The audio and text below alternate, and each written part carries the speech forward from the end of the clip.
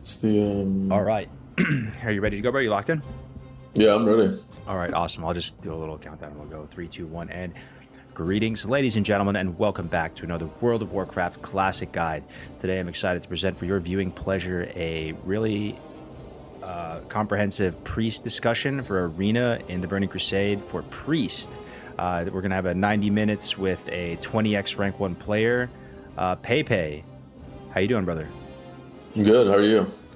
Doing really good, man. Doing really good. Really excited to make this happen. We've been doing a couple of these type of 90-minute discussions with the other classes. We've done Warlock, we've done Druid. So it's great to have you aboard. Pepe, what is your history with the game, if you could share with the chat? So I started back in 2007. Started playing TBC with one of my friends. He had a Grand Marshal Priest that he was also rank 1 on as Lock Priest in Season 1, and then he let me start playing his account. So that was one of the main reasons why I started with Priest. And then in Season 4, he started playing Druid, so that also became an inspiration later. But I've been kind of playing on and off, but in Wrath, like I played Season 5, I played Pally, and then I kind of quit until Season 8. Came back and started playing Priest again, and then Season 9 or in Cat is when I started playing a lot again and getting good, and I started playing I started playing with people like Mitch Jones, who's like one of my first partners. This is like before he even was streaming. Oh, wow. And then, yeah, so I started becoming really good and known around that time. I mean, I even played with Jamili back in Season 10. We played like Disc Enhanced Rogue and stuff.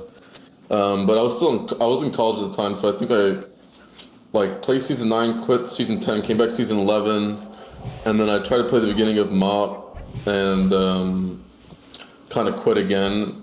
Started playing TBC private servers like during Kata, and then after Kata was over.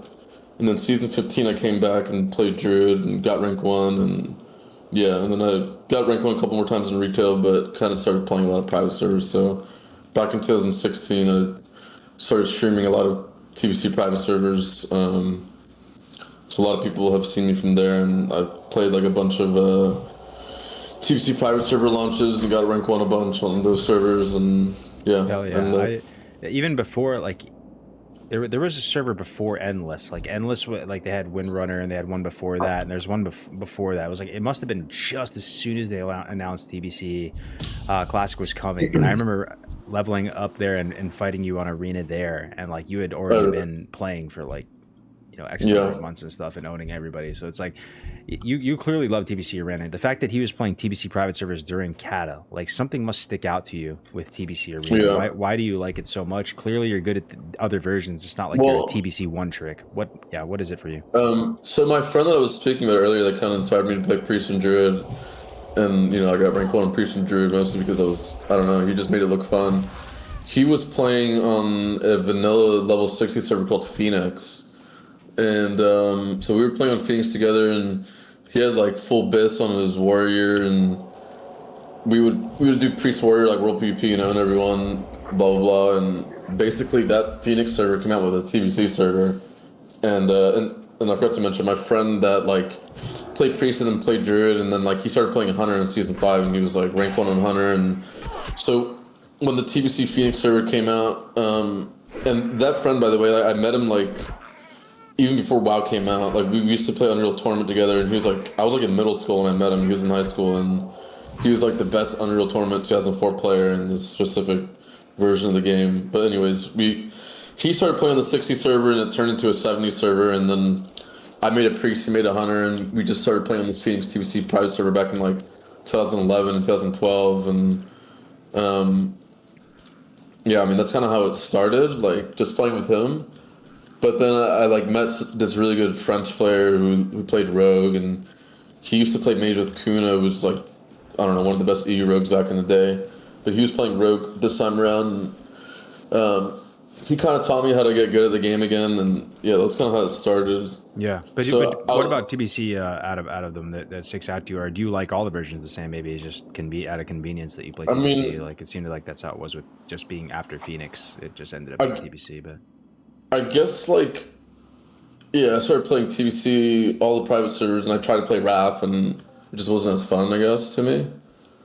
Like, I wasn't crazy about playing Wrath, but I guess the fun part about TBC was like the progression. So you like level up and get all the gear and et cetera, et cetera. And I don't know, it's just those progression servers were usually more populated.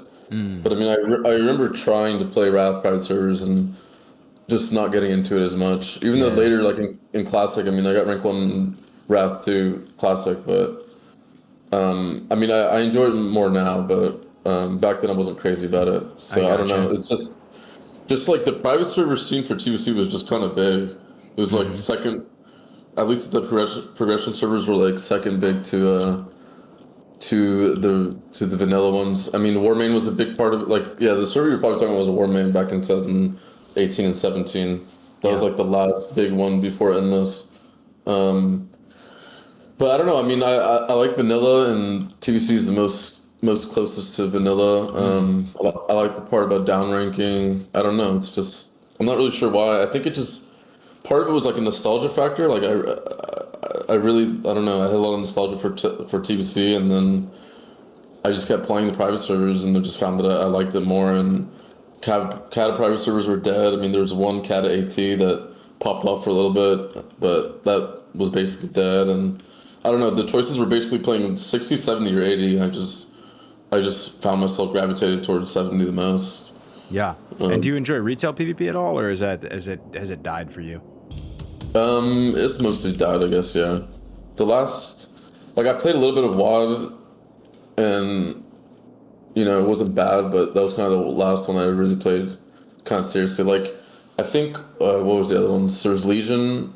I don't remember if I played the beginning of Legion, but like when BFA came out, I played that at the beginning, got like front page and threes, and then kind of lost interest. Same thing with Shadowlands. It was like top 30 and twos and like front page and threes, and but then I lost interest like super quick. And then Dragonflight came out and played solo queue, but like just wasn't really crazy about it. And yeah, so I don't know. I Gotcha, man. mean, Disc Priest basically died after Kata. Like they completely changed how Disc Priest worked. You had to play holy, and Disc Priest was just never the same again. And Druid, on the other hand, was like peak fun in MOP, and then after that, like I think it was after Dragonflight, it just has been kind of the same ever since. So it just I don't know. The design of the classes that I played just were never there for me. Gotcha. So you like the design a bit more in TVC as well. It's part nostalgia, part just like population and queues. You know, Yeah. the population being there. That's fantastic, man. Thank you for sharing that. I guess moving into the next thing is, I feel like, especially if you're new to arena and TBC, or if this is your second time around, like people should. I want people to have like a good like framework for the game. Like how should they interpret the game? How do you interpret the game when you look at the TBC meta? What does that rank one framework look like? Where do the classes like how do you see the game? Do you feel like rogues are truly overpowered? Do you think it's pretty balanced? I What are mean, your rogues are thoughts really on that? good in their right hands, which I think is a good design. Like, I think comparatively to Wrath, where warriors are obviously better than rogues, like warriors are just easier to play than rogues. So the fact that they're the best is just not as balanced. Like, I don't mind rogues being the best because even if a player has like glaives in TBC, like they're still gonna get like owned by most good players. So I feel like good expansions, like good PP expansions, kind of have a melee rivalry. So you have warrior versus rogue, and then the caster rivalry is mage versus lock, and then there's like a healer rivalry too, like lock versus priest, or sorry, druid versus priest. And then like I kind of like that balance. Like the obviously, I don't know. I mean, warrior druid is completely good comp. Like you know, Mm-hmm. it's, even one of the best druids on NA believes that like Alliance Warrior Druid is just counters Rogue Mage, and even though that's like not a common what's it called, like it's not a common thought amongst the community, right? So Right. I mean I think it's pretty I think it's balanced for the most part. Yeah, I mean Warriors, like you can play double healer warrior, you can play WLD into RMP, and you can beat both those comps. So Yeah, it's good to get your take on it because that I do share similar feelings. Where, I think there's a lot of RNG in TBC, and that kind of feels like a bummer sometimes. But if you look at some of these tier lists people are coming out with, I mean, everyone has their tier list under the sun, right? Like, there's a lot of Yeah, comps you can play, man. Rank yeah, one, Glad level. It 100%. feels like there's like dozens of comps, and Yeah, there doesn't seem to be a class that really is in a bad spot in TBC. Do you have any thoughts yeah. on that, or I, do you actually agree with that? Or I would say every class definitely has a rank one comp, and I can't think of a class that. I mean, I guess like Pally, like if you want to talk about like classes that can beat RMP, I mean, I guess yeah, every class has a answer to RMP. I mean, not every spec, but every class does. I mean, even hunters, even Pallies, shamans, like yeah, there's no like there's stuff that's overpowered that's just because like it's really good players. You know what I mean? yeah, Um, so yeah, I feel like the resist thing is also good. I think in later expansions when there's no resist, the game becomes very like scripted, and you can kind of do the same strat versus a team every time, right? You never have hmm to think on your feet. I mean, TBC when it comes to like matchups in TBC is kind of more so matters about how you do in a series more so than just one game. Like a mm, one-off game doesn't really matter. It really like hmm if you really want to get a good sense of who's the better team is like you got to play like 5 or 10 games or something because mm. there's going to be RNG in every game and you got to think on your feet and improvise and strategize. So you don't actually mind the RNG too much. You think it just makes it more No, interesting, almost like how Hearthstone has different, RNG mechanics and stuff like that. I think it means you have to think on your feet, and these strats that people come up with like doesn't work every time. So you have to improvise and adapt and know what to do in a situation where it's like, fuck, I just used up both my vanishes and they both resisted. Like, like what are we gonna do? Like, you know what I mean? As opposed to like in later expansions, if you have a strat versus a team, I mean, you potentially will never lose. You know what I mean? Yeah. So I don't mind the RNG. I think it makes for good gameplay. Like it makes for something that's more interesting. Like I get that it's frustrating in the moment, but I feel like it's a thing that is good in like a nuanced way that people don't really quite understand. Like it's hard to know that it's good. hmm Kind of like like an argument with like summoning stones or like LFG just like porting you to the dungeon. Like yeah, it feels nice from like your perspective, but like you don't understand the The implications opportunity on cost like of it, or what? Yeah. yeah, like you don't understand the implications on like the greater in the scale of things, so Totally, man. I guess it's the last question I have for you before we get into kind of the meat and potatoes. Is how do you see the arena season going into anniversary? Are you optimistic? Do you like the changes Blizzard has made? Do you feel like this dampening that they're including? How do you make sense of all of it? Like, is it looking good? Is it looking bad? Do you think the meta is going to shift in some way? Is it going to be same old? so was that specifically about the dampening It's kind of or about were there it's other it's kind of changes? about all of it. Like we're looking at this anniversary edition of Arena. Like so, Yeah. it's just whatever thoughts I come to mind, mean, man. well, I'm trying to think of all the changes besides just the dampening. I mean, I know that MQG isn't in the game in the beginning, which is good. I know that I forget what the offhand is, but there's an offhand that would break Yeah, your SCC. Skull of Impending Doom not in the game. Yeah. All the NG stuff's not in Yes. the game, and then it's personal. Well, Personal rating is another one, and then the dampening is probably the main broad strokes. yeah. I mean, the NG thing is good besides the fact that they love goggles, and I don't know why, for some reason, goggles gets to stay, which is kind of stupid. But NG belt being out of the game, I mean, I'm not crazy about it because if you play Undead Priest, you're kind of fucked. Like, you're just gonna get double rogue down, or feral rogue down, or even mage rogue down. You're gonna die in a cheap shot kidney double blanket for 6 seconds. So, as someone who played like almost every TBC private server, like that was one of the first things I farmed, and not everyone was getting it. Like I don't remember any druids getting it. Like I remember locked rogue players getting it, mage rogue players getting it, but I don't remember every class getting it. hmm And I feel like that kind of came because everyone was sweating for the titles, I guess. But Yeah, in my opinion, like the fact that they removed it is just sketchy if you play Undead Priest because you're just gonna get mowed down. There's nothing you can do about it. bro, And in my that's opinion, good comms. That's why we're here. Like to hear it from the source, boys. To yeah. hear Undead Priest might be in a bad spot. So, do you think it's in a bad spot, or is that like a very real concern for you?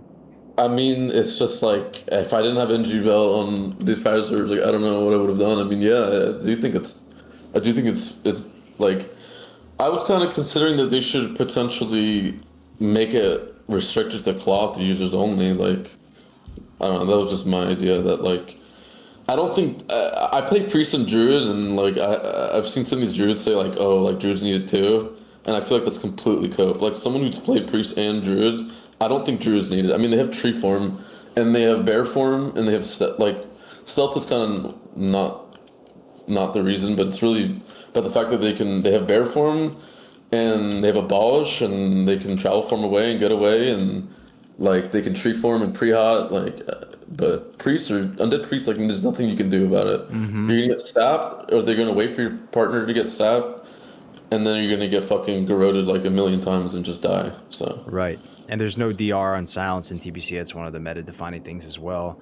I will just say too, as some people may not know, because I actually apologize. I should have probably done a little bit of more of an intro. But Paypays 20x rank 1 player, 3600 peak rating, ton of titles. But the main point I'm trying to make here is he's actually not a priest one trick. You also play druid pretty much as yeah, much as priest. So yeah, you can speak yeah. from both sides of the healer rivalry, Mhm. as you said, right? Yeah. I mean, Yeah. I started playing. I main priest first, but and then I got rank. Once I got rank 1 on druid and mop, that's kind of when I went back and started playing druid and TBC. But I didn't really start playing until classic, kind of, and that's when I really got into it. But yeah. So Mm-hmm. yeah. Yeah, no, I played both, and I've been enjoying my druid more lately. But that might just be because I've played priest like all my life as opposed to druid. Like I just like more recently started playing it. I mean, I guess mop was like 10 years ago, but yeah. Yeah. Um, So I guess with regard to the other aspects of that question, yeah, there's a lot is like other considerations is like, do you think dampening is going to do anything, or if it's going to basically not change anything? And then also like, I'm actually really curious if you think if there's going to be more glad spots, less glad spots, like how I'm not really sure how this is going to crack out with it all being personal yeah, rating. I know you played some retail and stuff, and I think they have that system in retail. So yeah. So the dampening thing, I mean, I don't think it's going to affect season 1 or 2 that much. I think it's more so a change for later. Um, I think it's ultimately good. I think a lot of players at the very top think it's bad, which I can get, but I think like I don't know. I think it's somewhat okay and good, and I'm not like crazy about it, but I understand why they did it, and I'm not 100% against it. And I also feel like people might think that it's gonna disturb the meta, but I mean, doesn't mean that it can't be a new meta. It doesn't have to follow the old meta is, and I mean, the meta of season 1 doesn't even follow the OG TBC season 1 anyways. So, oh really? um, Okay, yeah, that's yeah, its own beast. yeah, So because yeah, sorry, go ahead. yeah, because like Lock Priest, for instance, in season 1 was completely broken. Like when my friend got rank 1, they played Shadow Priest Lock, and back then resilience wasn't affected by dots. So I mean, yeah. So it's you know what I mean. So it's like TBC Classic 2021 meta isn't even aligned with that version. So Yeah. and the same conversation was made about mop, how like dampening being quicker was going to change the meta a bit because like something about DK's not getting more like unholy gargoyles off and I don't know something random, but I don't mind. It doesn't have to like fit some sort of idea of what the meta should be. Like, it's its own new version now. Like, it's gonna be a different meta. Like, I'm not against that, but yeah. I mean, I mostly think that season 1 and 2 will be unaffected. I think it's something for season 3 and 4. I mean, I remember playing like a 50-minute game of Rogue Druid into Druid Hunter. Like, I remember playing Fearblade and having like literally a 50-minute game before. Like, Yeah. I think we both would have benefited from having a shorter game, or I think like Druid Warrior versus Druid Hunter like would benefit from a dampening game. And I do feel like there could be some cases where like Mage Priest versus Lock Druid will just run forever, run, and then just double pet and dampening and kill them. Mm-hmm. But I also feel like if the Lock Druid was good, then they would be able to capitalize on it and not let them do that. The other So thing yeah, that I think of with the dampening that I'm not sure if this is going to be the case, but some people have brought up in the chat that like double rogue, double dog could try to just absolutely cheese it and play for time and just play evasive until dampening became more of a thing. And another one that would be mhm, consideration is like in 1v1s, if a rogue is like just really playing like a rat and playing for prep and playing for full cooldowns and just not trying to engage mhm. whatsoever, if Yeah. that's going to be an implication as well. Yeah, I mean, I do think that with damp, like you would usually 1v1 if it was Mage vs Priest, which I'm sure I'll have to face again. Like, there's been so many times I've had to 1v1 a Mage. I do feel like I'd probably lose that battle now, just because they can legitimately run and wait for double pet. Usually that's what they would do anyways. If a really, really, really good Mage versus a Priest wouldn't be able to beat a Priest unless they had double pet. So they'd pop one pet, they'd probably shoot them in the open, completely clean them.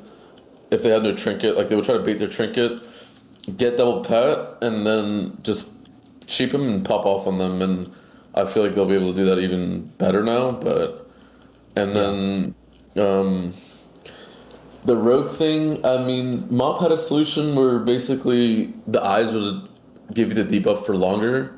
So I feel like Mop kind of addressed that, where there's these double rogues I was waiting for like 80% dampening and then just one-shotting people, but then they made a change to the eyes. So I feel like if people start exporting stuff, I'm sure they'll kind of step in. I mean, they stepped in for Mott, which was like not nearly as active. So I feel Yeah. like They did. I'm They did hoping step at in a bit least. the first time around. I mean, they had like tornadoes and stuff in the game. If you remember in 2021 TBC Classic at the very Uh, start, that was weird, right? You're like bouncing around, getting like bumper carted yeah, around by the tornadoes. For those of you asking about dampening, that was funny. there's a few people asking in the chat. So dampening is basically it just prevents healing, right? That's all it does. But it begins at Yeah, 20 minutes, and it yeah, starts at 0%. Then every minute it's 6% more dampening up to a cap of 100%. So you're right. yeah, that's pretty much it. Like you would basically, if you play Yeah. for this damping mechanic, you're trying to burst them and they can't heal. Is the thought. So, and then in threes and fives, it starts at 5 minutes. So that's what that is, Chad. Sorry. Is that what it said? Yeah, 3v3 and I think it 5v5 said. dampening I think begins at it. 5 minutes. I could have sworn it said if there was a 1v1, it would start at 5 minutes or something.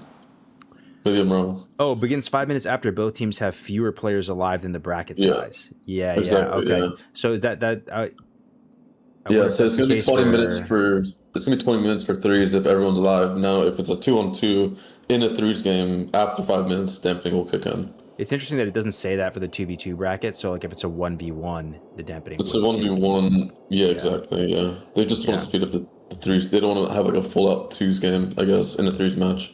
Yeah. But the last thing I want to say about the dampening thing is that I feel like there are comps that will definitely do good in dampening that would not do well at all. Like, I mean, the comp does well, but my theory is that a comp like, and I don't know if this is a good idea to talk about it, but I also don't believe in gatekeeping information. But I believe a comp like Mage Druid could be really, really good in dampening because part of the reason why Mage Druid is like kind of not insane is because if you play versus Druid Warrior, you basically don't have enough offense to kill a warrior because like Druids are just so good versus mage like mage damage, right? Like there's no wound up and there's no there's no MS effect up. So I mean they pop off, but the warrior can just line until he gets healed or whatever. But my theory is that mage druid would be able to like beat a warrior druid finally in dampening, like Mm. they could kind of run around or like whatever, do their attempts or whatever, and try to win. And if it fails, I mean, at least at 20 minutes, like you can probably kill the warrior in the opener. I mean, or not in the opener. Sorry, you can probably kill the warrior after dampening, which is kind of what Mage Druid and Mop does. Like Mage Druid and Mop can't really kill a lot of things until dampening kicks in. So I'm like theorizing that basically Mage Druid, like people could play Mage Druid and actually like push. Interesting. So, I've never heard that take before. That's crazy, bro. I've yeah. thought about why Mage Druid is literally never seen ever, and I just assumed it was some DR thing, like maybe their CCs are on the same Yeah. thing. But Well, well, yeah, Well, basically, like Priest is the better healer, right? Because you have dispels, and you have burn, so you can actually end the game. As opposed to Druid, they just have clone, but triple clones into triple poly just isn't enough offense. Like it's just not like the burns and the purge are just better, and the offense and the defensive dispel as well. But basically, with dampening, Mage Druid can just not let the warrior connect or whatever. Like I mean, the main problem is that they can't beat warrior Druid, so they can just never let the warrior connect. Just like root, sheep, nova, whatever, just clone over and over again until dampening, and then just fucking pop off and kill them in dampening. Which yeah, is basically what Mage Druid does in Mop.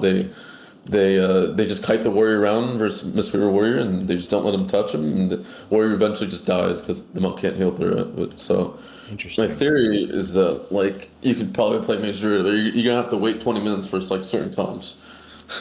Yeah, so maybe you only played at like the super high MMR where the games really matter quite a bit, and you're not, I don't know, just like grind a lot of games because they're gonna go the distance.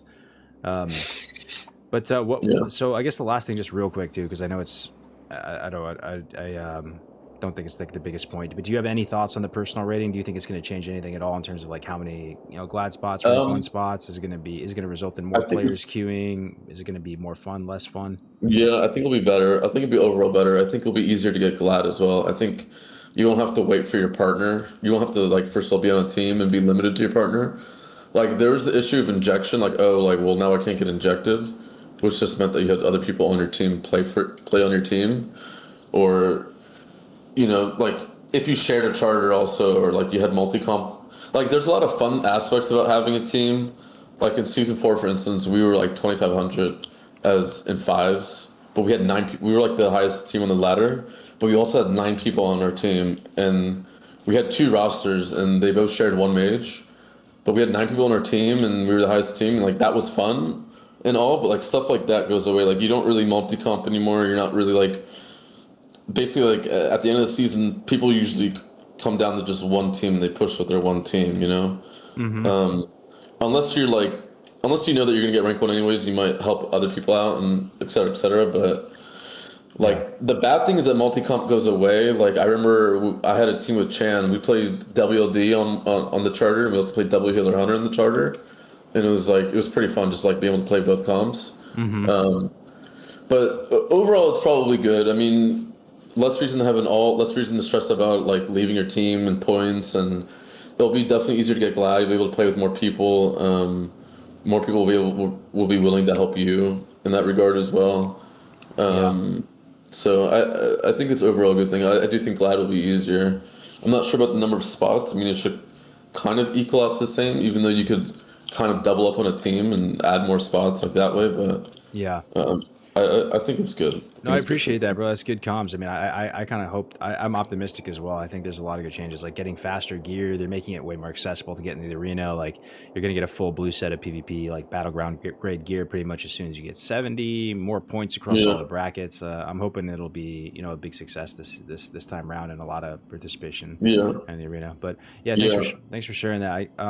Sorry, did you have any final points on that too? I was just gonna Well, I just wanted to transition. say that the accessibility of PvP is definitely really good, and like I have a couple other thoughts on that matter, but Go for like it, not man. having Go. Yeah. teams.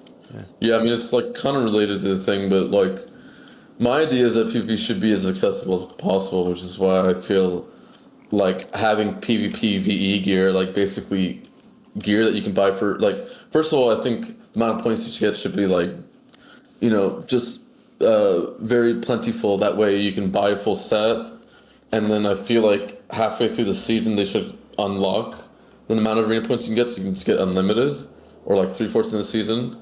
And then my other thought was having this PvP VE gear, where you can basically spend arena points to buy PvE gear that is red, like basically broken outside of arena.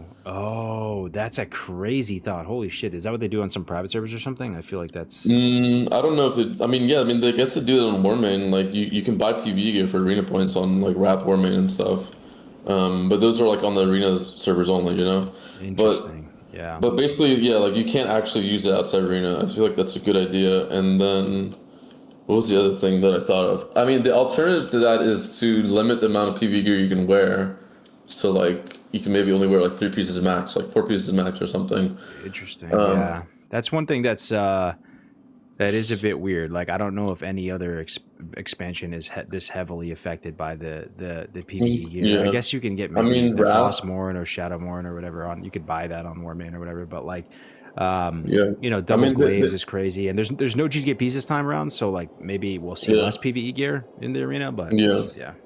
I mean, I think it's an issue from TBC to Kata, and I know plenty of people that basically didn't even log on knowing that they had to farm. I mean, like a fire mage in Kata, for instance, is without PvE gear is like you might as well not even log on. Like it's just not, it's not the same as having full gear. And same thing with like Wrath. Like I know that's one really good DK on retail, and like I was asking him like you should come play. And he's like, well, I don't want to raid. And it's like, well, yeah, understandable. Like, people should be able to spend the time doing what they want to do. So, Yeah. yeah, that's my thoughts on that. And I mean, this is kind of unrelated. This is kind of like a rambling on like stuff that I want to change for PvP accessibility. Is I feel like you should be able to see what you're queuing into, but I also feel like you shouldn't be able to change your gear in arena. Like you should be able to change, like once you load in with your gear and you see what you're queuing into, then I feel like you should only be able to change like 2 pieces max. Because I feel like a lot of people, and it's like a stream sniping thing, or just snipers in general, knowing who they're queuing into. Like if I'm playing Lock Priest and the Lock Druid, and I know that there's another Lock Mirror on the other side, but they don't. As a healer, I can legitimately wear full PvE gear, and it'll just be super unfair, right? So I feel like that's an issue where people are changing their gear, knowing what they're queuing into. Meanwhile, the other person on the side like just has no idea, right? So the other team is just instantly at an advantage. I feel like it's an issue that is really annoying, like counter gearing and counter gemming. Like there's even this Sniping and one all where that. Yeah. yeah, there's even this one where you're used to changes gems, depending on what team is getting into, Yeah, I heard something even more cringe, bro. That people will go full resist sets if they know what they're queuing into, Yeah, which is crazy. That seems crazy, yeah, like a full NR resist set because you think you're fighting a certain team. Um, yeah, yeah, but exactly. yeah, thanks for sharing that. Yeah, I guess so. Okay, so moving into more of like the pre stuff. Okay, so let's try to like you have someone who is a pretty good player mechanically. They've played other versions at like a decently high level, assume that they're like past that stage, but you're trying to give them a good like foundational understanding of priest in TBC. Like what's your role? Like where does it stand relative to druid? What are the strengths and weaknesses? Like what's good foundational knowledge for someone who wants to play priest in the arena? So foundationally, I feel like Priest is strong for a couple of reasons. I mean, one of the reasons why Priest is so strong early on is because you have pain suppression, which basically everyone's super squishy in season one, but no one has any resil and everyone's really squishy, which is why druids are really weak. But you have pain suppression, which is just an insane spell early on. Like even on the first day of the season, like pain suppression is just insane. Like pain supping like a burst rogue mage is really strong. The other reason why priest is so strong is because you have dispel. So you're kind of like you can be potentially like I mean, there's two ways. There's two ways to play priest. There's like two different modes that you want to be in. You want to be in offense mode. You want to be defensive mode. So basically, offense mode. And if you're ahead, you can just stay in offense mode. It's that you're just being a purge bot. So you're just sitting there, spam dispelling the target over and over and over again. You're spam. Like I have party one and I have party two dispel, right? So, and I have focus dispel, right? So if my rogue is on a mage, I can legitimately sit there and spam dispel him and spam dispel the mage like over and over and over again, every global, and you can win the game Global. like that. Yeah. Yeah, every global, like, and if I spam party one dispel and there's no debuffs, it won't use the global, right? So I can basically just alternate between pressing party one dispel and pressing focus dispel and just sitting That's there waiting for crazy, the actually. So mage. Yeah, holy sitting there shit. waiting for the mage to either Nova or shield dispel or whatever. But once that rogue is on him and you're doing that and you don't need to heal, it's just go time. And you have a mana bar, right? So you're just gas Yeah. pedaling and doing that over and over and over again until That's crazy. until it works I out. see that now. So you're literally just kind of like checking for something to dispel on both. You're just like Uh-huh. ping ponging back forth to focus dispel, target dispel, right? Like and trying to Exactly. find something to dispel every global. I see. That's Yeah, and I'm incredible. just waiting. I'm not using any other globals. I'm just waiting for something to happen because I know if a rogue's on a mage and there's nothing, and I'm not using my globals. I mean, my rogue is winning. You know what I mean? Yeah. Like the mage already has no buffs. My Mm-hmm. rogue isn't in Nova because I'm not using my globals, so we're technically just winning. So that's kind of the foundation of why priest is so OP. And the same thing happens with like a warrior, right? Like once your rogue gets uptime on the warrior and you have 5 wounds, I mean you're sitting there. There's nothing to dispel on the rogue. I mean besides maybe a root, but like you're sitting there just spam dispelling every buff on the warrior over and over and over and over and over again until you win the game. And that's going to work versus like most warrior druids because the warrior won't know how to veen. He won't know how to like intercept and get away. He won't know how to kite. He won't realize that he's in trouble or whatever. But like the reason why DPR is known to be so good is because you can just gas pedal teams. I mean, that's what it's called. You just gas pedal a warrior druid, and if the warrior druid isn't good enough to like, cyclone or root or feral charge or whatever, and they're just gonna keep PVing and just spam dispelling every buff, and the rogue's gonna win that battle basically. So Yeah. that's why it's important for the warrior druid to understand how to reset your wounds. Like, it's important for any team to know how to reset wounds. So like a matchup like RMP versus WLD, like what do? Well, your mage can start soloing the warrior, or your rogue can even start cheap shotting, putting wounds up in the warrior. As soon as the druid comes out, he can just vanish step over the druid, cheap shot Kenny him, and then the priest can come up in fear, or you can just blind or whatever. But after that, like, you're just putting wounds up and spam dispelling the warrior, and the warrior just basically is gonna die like 9 out of 10 times in season 1 at least. So that's kind of like the philosophy of why priest is so OP. You just dispelling is so OP. Like, it's not wrath where you have grace and there's all these purge like buff protection and stuff. But yeah, I mean the counterpart to that is like, okay, well, that's not gonna work anymore. We're out of vanishes and stuff. It didn't work. Whatever. Right now you're sitting on the pillar and you're just like kind of regenning and just like waiting to kind of be able to kind of push again. And then when it changes and the mode switches, then it's go time again. You're trying to push, either push and win, or just push to get a cooldown and then maybe go back to defensive mode and sit on the pillar and so. So offensive mode, like you said, you're just dispelling everything, every global checking, and that in your mind generally is more important situationally than even like mind blasting and casting smites into the target. Obviously there's like tons of nuance with this, but like, Yeah, I mean it depends. Yeah, like if he's at 20% and there's one bloom up, I'm probably gonna mind blast him. But if he has a kick or a reflect, like it just kind of depends. It is like a lot of instinct, or like if he has a decept, like I don't know, it just depends. But if you think you get the mind blast off, it's usually good. I mean, but yeah, you're kind of rotating between doing both. Kind of dispelling, you're kind of trying to get a mind blast off. Like, mind blast is probably slightly better, but I mean, if he has full blooms, you probably want to it's not worth your mana. So you kind of get to gauge what is worth your mana and what's not. When is it good to conserve your mana? Like, when do you want to like take your foot off the pedal, so to speak? yeah. So yeah, it is a lot of there's a lot of different things that you kind of need to build an instinct for. Like, okay, when is it going to work to spam the spell? When is it going to work to do damage? Like, all these things you kind of like learned. And when you're in defensive mode, so like you're kind of spelling out the picture of when you're in offensive mode. You're spamming to spell on focus on your target and your buddy. You're potentially mind blasting, shadow word painting. You're leaning in. Let's say you're on the back foot and you're in survival mode. It feels like priests have tons of instant cast and stuff like that, but like like how do you survive? Yeah, how do you survive? What's that defensive mode look like to you? So, what's the order of operations? So one of the things about playing priest compared to playing druid is that you're very reliant on your teammate, right? So if you expect to live, your teammate better help you. So we'll talk about like two comps we'll talk about like priest mage and priest rogue. So like, what does that look like for priest mage? Well, your mage just starts balling, right? Like, let's say you're playing versus warrior druid and you do your offense mode, right? Like, your mage basically, the setup is like your mage, sheeps, and then you mount up and fear the druid, and then you start spamming spelling. Okay, well, what if that doesn't work? Well, now you basically don't want to keep doing damage, but you also want to save your mana, but, your mage starts blizzarding, and, you just try to get away. I mean, it's really hard to actually cast. Like, you're not really expected to be able to cast in people's faces. Like, sometimes you have to win, or to live, but like, say if it's a rogue on you, I mean, you're not casting. You have a Holy Nova, but like, I mean, Mind Numbing Up and Deadly Throw and Kick, I mean, and Kidney and Gouge, I mean, it's just, you just can't. So you're really reliant on your rogue to peel for you, or for your mage to peel for you.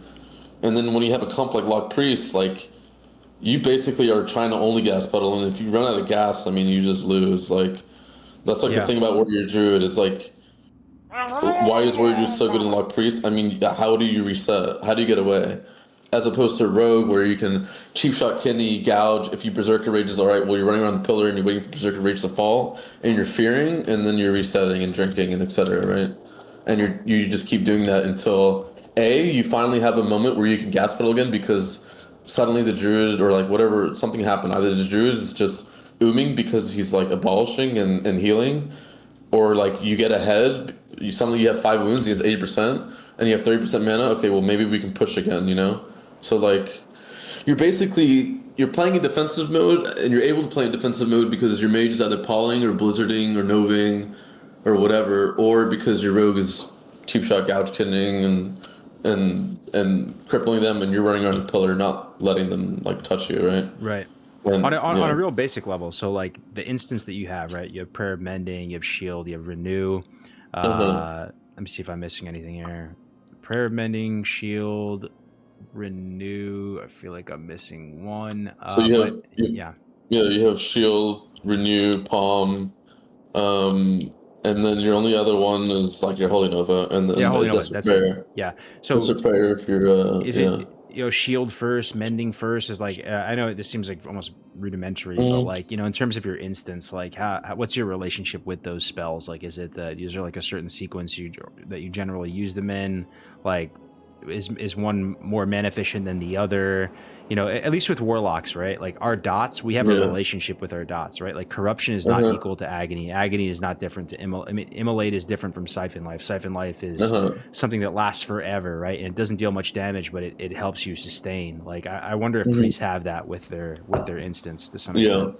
Well, it kind of depends on the situation you're in. If you come out of kidney, you're 10%, you're probably going to shield first, right? But if you feel like you can live the next global, you might PS next.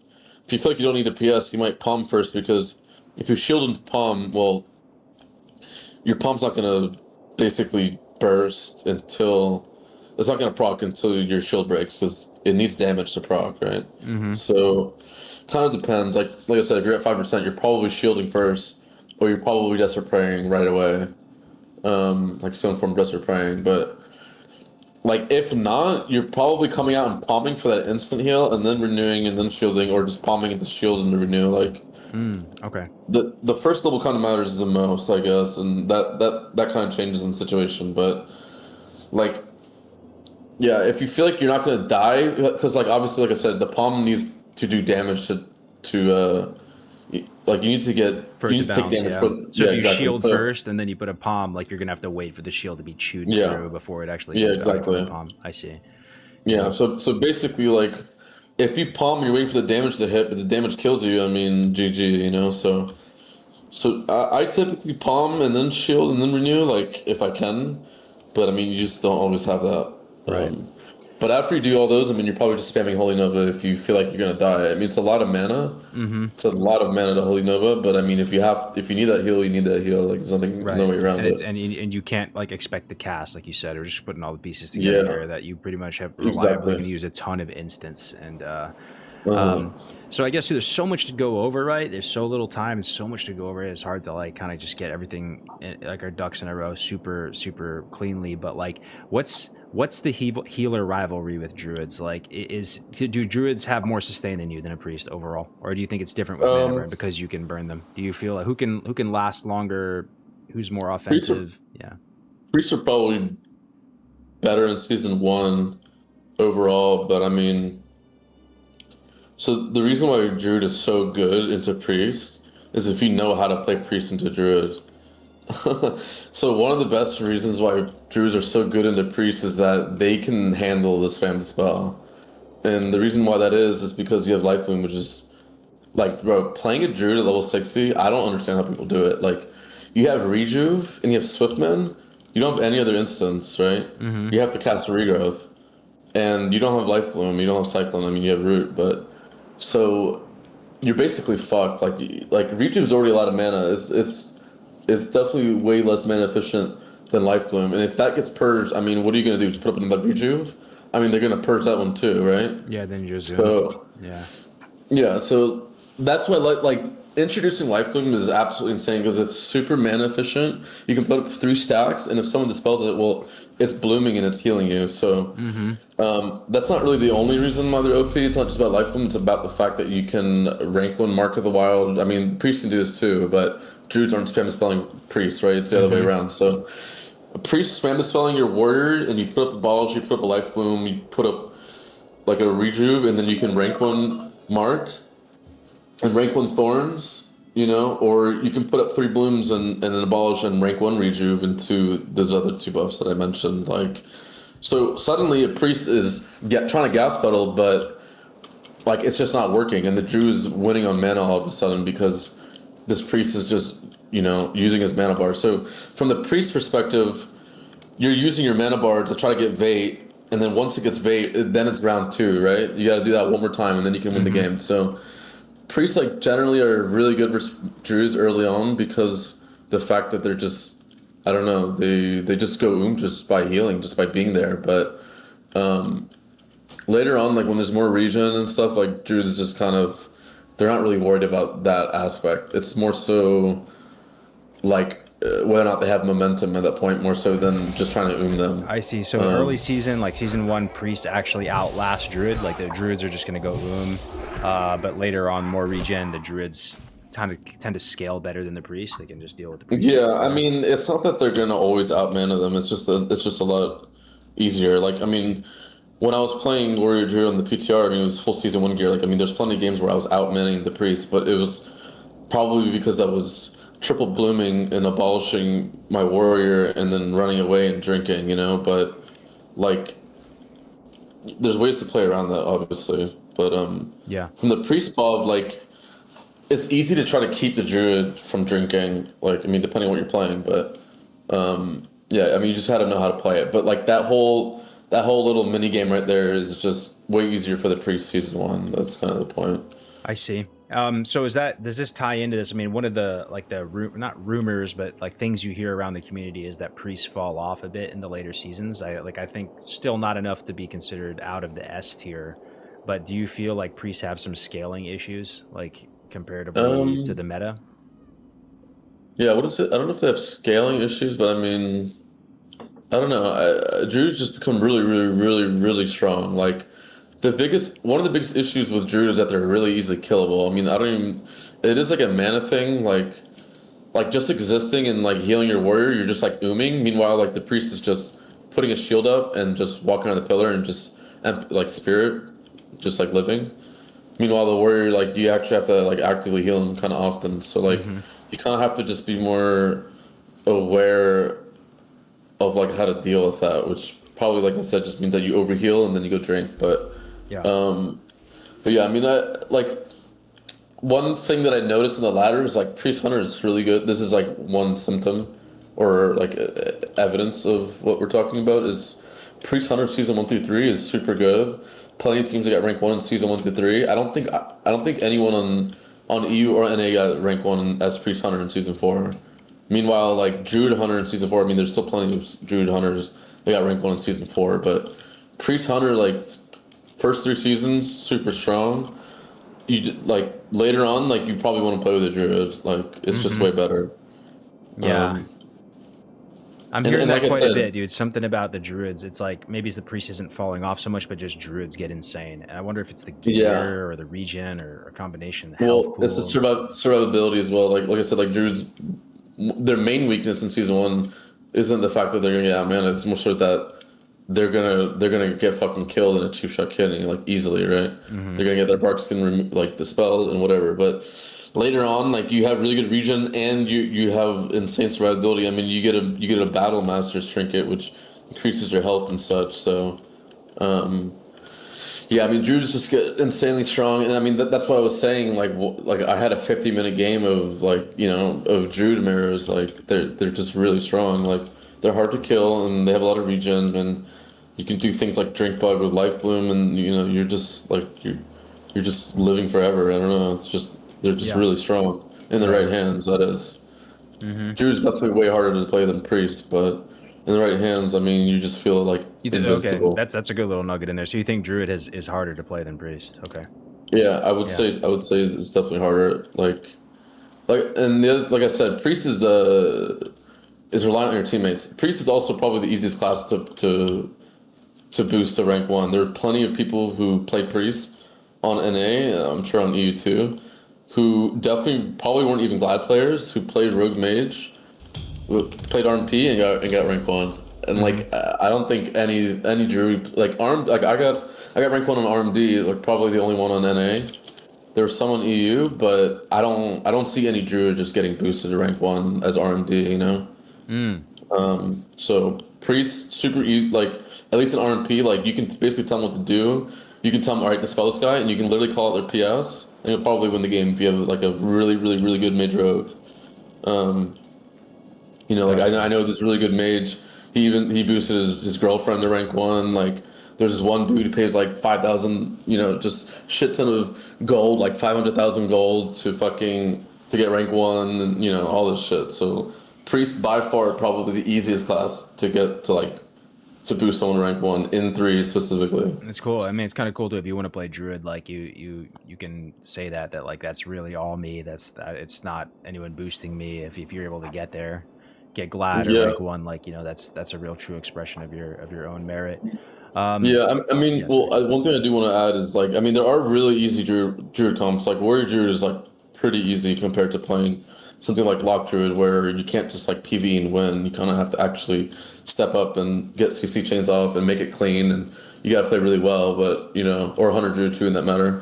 But Warrior Druid is like yeah, Druid is harder to play on a whole. But I mean, there are easy comps like Warrior Druid. That's just not it's not as trying to think of the word. It's not as demanding from your skills as much as Yeah. playing like with a lock, especially lock. Lock is the best example of that. Let me ask you one quick thing too before, because I want to get into the idea of like what how you see the season one meta, what comps you think are the strongest for priest in season one, Uh-huh. and all that. But like as one final thing, like I'm a little bit hung up on the whole undead thing you said as well. Like is Uh-huh. it to the point that if there's someone in the chat right now and they're thinking about boosting a priest right now and they have the opportunity Yeah. to go undead or dwarf, like is it like a landslide victory? You're like, bro, you need to go dwarf. Like what would your advice Um, be to the people right now if you're just I trying to would keep it on say as real as possible? keep it a buck. If I was to keep it a buck, I would say you're playing undead priest. You better be playing with the rogue. Mm-hmm. I mean, that's it. If you're playing undead priest and you're not playing with the rogue in season one, I mean, you're gonna get crushed. The only counter to double rogue is a better rogue than both of those other rogues. So if you have a really good rogue, I mean, you'll be fine. I'm sure I'm sure any really good DPR on Horde is still gonna be able to get number one on the ladder. But I mean, yeah, it's just comp dependent. Like it, yeah, you better have and a rogue and on your team and or you're ex- gonna get fucked. and explain a little bit too, just because I know it might be rudimentary to you. It's kind of like asking LeBron had the rules of basketball, but maybe just real quick, Yeah. like what is so good about dwarf in your mind? Like what's your relationship with stone form and the other cooldowns that just really just pushes it over the edge? Like how are you using them in a game to Yeah. really move I'm the needle? Well, it's like I said, it's about this momentum, this idea of momentum, and how much that it matters in TBC. Like threes is a lot of momentum, right? Like in Wrath, you can kind of reset, and then it's like a game of chess that keeps resetting in some cases. But TBC is like one game of chess, and like potentially, yeah, you can reset in twos. The chess game can start over. I mean, not really, because like then you might not have prep and stuff. So like your queen's gone or whatever. But without being able to reset your wounds, I mean, all your pieces are getting taken like insanely fast. So if you're undead, you have five wounds up on you, and there's a rogue on you, and there's another melee on you, like a feral or another rogue. I mean, it's just checkmate. You have Yeah. a stone form. I mean, all of a sudden Yeah. you have more defense. Like you're just countering their attack or I whatever. love that, dude. That's such a sick analogy, guys. Like just saying it's checkmate. You know the math. You know the number. You just know how the game works. Like you just see two I mean, melees on yeah, you. You can you reverse the just checkmate with stone form. You can. It yeah. gives you Well, options, it's not right? even. You're never even in a situation where you're just checkmate. It's just like Yeah. visually you would be like, okay, well they took my rook, but Yeah. like five wounds upon you and there's two melee on you Yeah. and blind misses. I mean, they're about to checkmate you. I mean, it Yeah. basically is Do, checkmate at do you that play point. chess? You say that in such a I mean, yeah.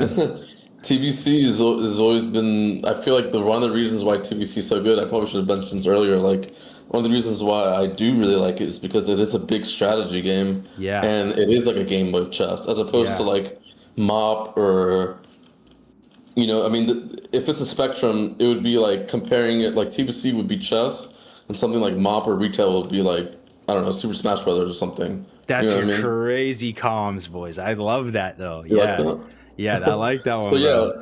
so yeah, Yeah. I mean like That's where like in Wrath it's like becomes a game of chess that keeps resetting. But like TBC is just a game of chess, and anyone who Hmm. plays threes understands that that's like a momentum game. That like you get the wounds up and you just turbo and you're just taking out the pieces and like when it's checkmate. You're like, all right, I got this blind up. It's about to be checkmate right here. Like what I mean? Like there are plenty of times where I'm like, all right, we got the trinket. All we have to do. Like in my head, I'm just thinking, all right, this is like checkmate, bitch. Like we fucking Hmm. win. Hmm. Like You you know know what I what? mean? You know when So I play with some of the better players too, man. Like they're calling out when it's over yeah, really yeah, early. exactly, Yeah, like I'll exactly. play with Bobka or whatever, and like the guy's at full health, but we get him in like a fresh set of DRs, and he's like, it's over, dude. The game's over. Don't worry. And Yeah, I exactly. still haven't got there Well, yet in my mind where I understand why, but I'm like, okay, yeah. I'm pressing my buttons, Well, dog, and like, yeah, he dies, right? Like, so he just yeah. knows Well, think the chess moves. Sorry, go ahead. yeah, exactly. Like think Yeah, about it this way, right? Like let's say you're playing Lock Rogue, right, into Warrior Druid, right? yeah, And you get full dots up, you get wounds up on the warrior. You have 5 wounds up. Let's say you cheap shot, and then he blinds, right? The druid trinkets the blind, right? Let's say your rogue then cheap shot kidneys, right? The druid, and then yeah. you start casting fear, right? And let's say you juke the kick, you cast the fear, it hits, boom, checkmate right there. Your rogue still has one advantage. Mm-hmm. Everyone knows it's checkmate at that point. You keep your dots Mm-hmm. up, that warrior's at 50%. Mm-hmm. Like you might have some blooms, but it doesn't matter. Like your rogue runs over and he saps it, and there's just no way, right? So Yeah. like, as soon as you know that fear hits and there's no resist, or whatever, it doesn't get pummeled. Like you just know it's just I it's absolutely love checkmate. that, bro. I absolutely love that about TBC, and Yeah. that's part of the reason why I like it so much too. Is that like, starting in Wrath, at least for me, the game started to like not make as much sense. Like it felt like people just had a lot more resources. People were bouncing back. It was a Hmm. little bit less like turn based in that Yeah. feeling. Exactly. Yeah. Where it's a little bit slower pace, but it's like almost Yeah. less is more in a way. So Yeah. I love it how you talk about it like that. How you're able to Yeah. even just math it out and know something is checkmate, and you know, they take your rook versus you know just sealing the Yeah. deal there. So yeah, Yeah. Exactly. that's great comms. Yeah. Sorry, go ahead if you have something Yeah. else on your mind. Well, yeah. I just wanted to add one last thing, and it's like like if you're undead priest, you basically just have less defense. Like you don't have that one more button to reset your wounds, and get away because basically like the fact that you can reset your wounds and then death repair and get away just means you're gonna live like that much longer to the point where Mm-hmm. the other rogue can just Mm-hmm. kill them first. But if you don't have that extra 5 seconds that stone form DP gives you, I mean, you're just getting taken out, and your rogue can't help you. He's already blinded. He's already kidneyed. Like you know what I mean? Like it's just not enough. Yeah. Yeah, the thing I'm noticing too, bro. I don't know if people in the chat watched the one we did with Skryna yesterday, right? We did the same thing we're doing with you yesterday with Skryna, and like the way he was talking about. So like we were talking about Lock Rogue. He was the only guy to get rank 1 with Lock Rogue. Like I think just point blank period, right? And like he Where agreed. He agreed that like Alliance is probably stronger in a vacuum, but he likes playing Undead more uh-huh. for grinding ladder because he feels like when you play Hmm. Alliance, you have more of a script you have to follow and less options, and like you pretty much have to. It's a little bit more like Uh-huh. All in or something. linear. So like when you play Yeah. Undead, you have options. So it kind of reminds me, like I'm noticing these patterns between how you're viewing the game and like why you're playing Hmm. Dwarf and this just like rank 1 mindset blueprint type of thing. So Yeah. um, yeah, thanks for that. So Well, yeah, go ahead. well, I do want to mention that every private server I ever played, I always played Undead first. Um, Part of that was because back then I was always playing with rogues mostly. I mean, I guess like most people went horde back in private servers, but yeah, I mean, one of the main reasons why Alliance Priest is really nice is because every priest comp that you can play is probably better in Alliance besides Priest Rogue, which case it's probably more equal. So in my mind, I'm thinking, okay, well, if I want to play with all these other different people, why don't I play Alliance since it's really good as Priest Mage, it's really good as Priest Lock, it's really good as Priest Hunter, as opposed to Priest Rogue. Well, only comp that's really good on Horus with a Priest is DPR. So Mm-hmm. Yeah. it's not like, oh, I really like something Chassa or some, it's more so like I can play with all these different comps as opposed to Horde. You're kind of gimping yourself if you're playing priest mage on horde. I mean, you're just gonna get mowed down. Yeah. So Desperate Prayer, I've noticed it saves you a ton. It's insane. Stone Form removes the poisons, removes Viper's thing, and Priest can't remove that stuff on their own. It's all really good. I feel like a lot of people know the value of that stuff. What's your relationship with Chastise? Do you find it valuable? Do you like that ability? Is it no big super deal? Strong, yeah. Is it you would Super consider good. it super strong? Okay. I mean, it is really good, but I mean, so is Devouring Plague. Plague is also good, but it's a different thing, right? Like you're gonna be able to gas pedal down, like I said, with the whole Rogue Priest versus Warrior Druid. First of all, you guys both have will, so at that point you basically would fear ward your Rogue, or you can fear ward your Shadow Fiend if you have to, but you're not gonna be sitting a full fear. Fear ward your Shadow Fiend. Holy shit! Is that That's crazy. Oh well, I mean, yeah. If you're 0 mana and like when I was playing Warrior Druid with my friend Icons, and I remember this one game specifically where he the priest Shadow Fiend to me. He got off the priest, intercepted the fiend, and feared it because the priest was at 10%. But if you fear worded it, I mean, it would have been a different story. I mean, Shadow Fiend is the closest thing you have to Innervate, and Innervate completely tops your fucking your blue bars. So yeah. But I mean, yeah. Basically, you can say you don't have to trinket the fear. So all of a sudden, you can keep gas pedaling. So one of the best things to do as a druid versus a priest is to clone him.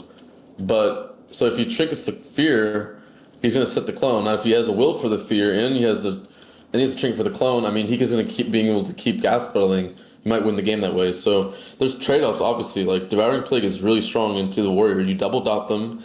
You know it's kill. You double dot. Or even in the opener, the warrior runs on top of you, you double dot him right there, and then, the rogue basically waits for the druid to come out, and then he cheap shot kidneys him, and the priest walks over and fears him, and then you could just basically win right there. So, but regarding Chastise, I mean, there's a lot of really good uses for it. You can, for instance, like fear rogue. Like let's say your mage is, I don't know, there's a couple different situations, but one thing you can do is like you fear the rogue, you double fear the rogue, and then you chastises him on his will. So that's like 2 seconds right there. You're giving yourself time. Right. The other thing you can do is like trinket the sept, trinket the sept. So let's say you're running around a pillar and the word's on top of you. You can trinket the stun, chastise the warrior, and run around the pillar. He won't be able to get back to you because you trinketed the slow as well. So it's really good versus melee. I mean, it's really good on a druid. He's in travel form, right? It's something that you're using off cooldown like every game. You would say. Oh yeah. Yeah, but you would want max rank and rank 1, so it's also good damage. So, like, there's situations where I just rank 1 chastise, there's situations where I max rank chastise. So like rank 1 is 45 mana, max rank is 200. So I mean that's kind of a big deal. Like, you don't always have the pleasure of just like using max rank, right? You might not even have mana for that sometimes. So sometimes it's to get away. Sometimes it's like another situation is. You're spam spelling the warrior every global, right? You have the warrior in your focus, but you're running at the druid trying to fear him. So you're spam spelling every global. The druid goes into travel form, right? And you're still chasing him. He finally comes out to life bloom, and what do? You chastise him out of form, which you can only do out of form. You can't chastise the druid in travel form, by the way.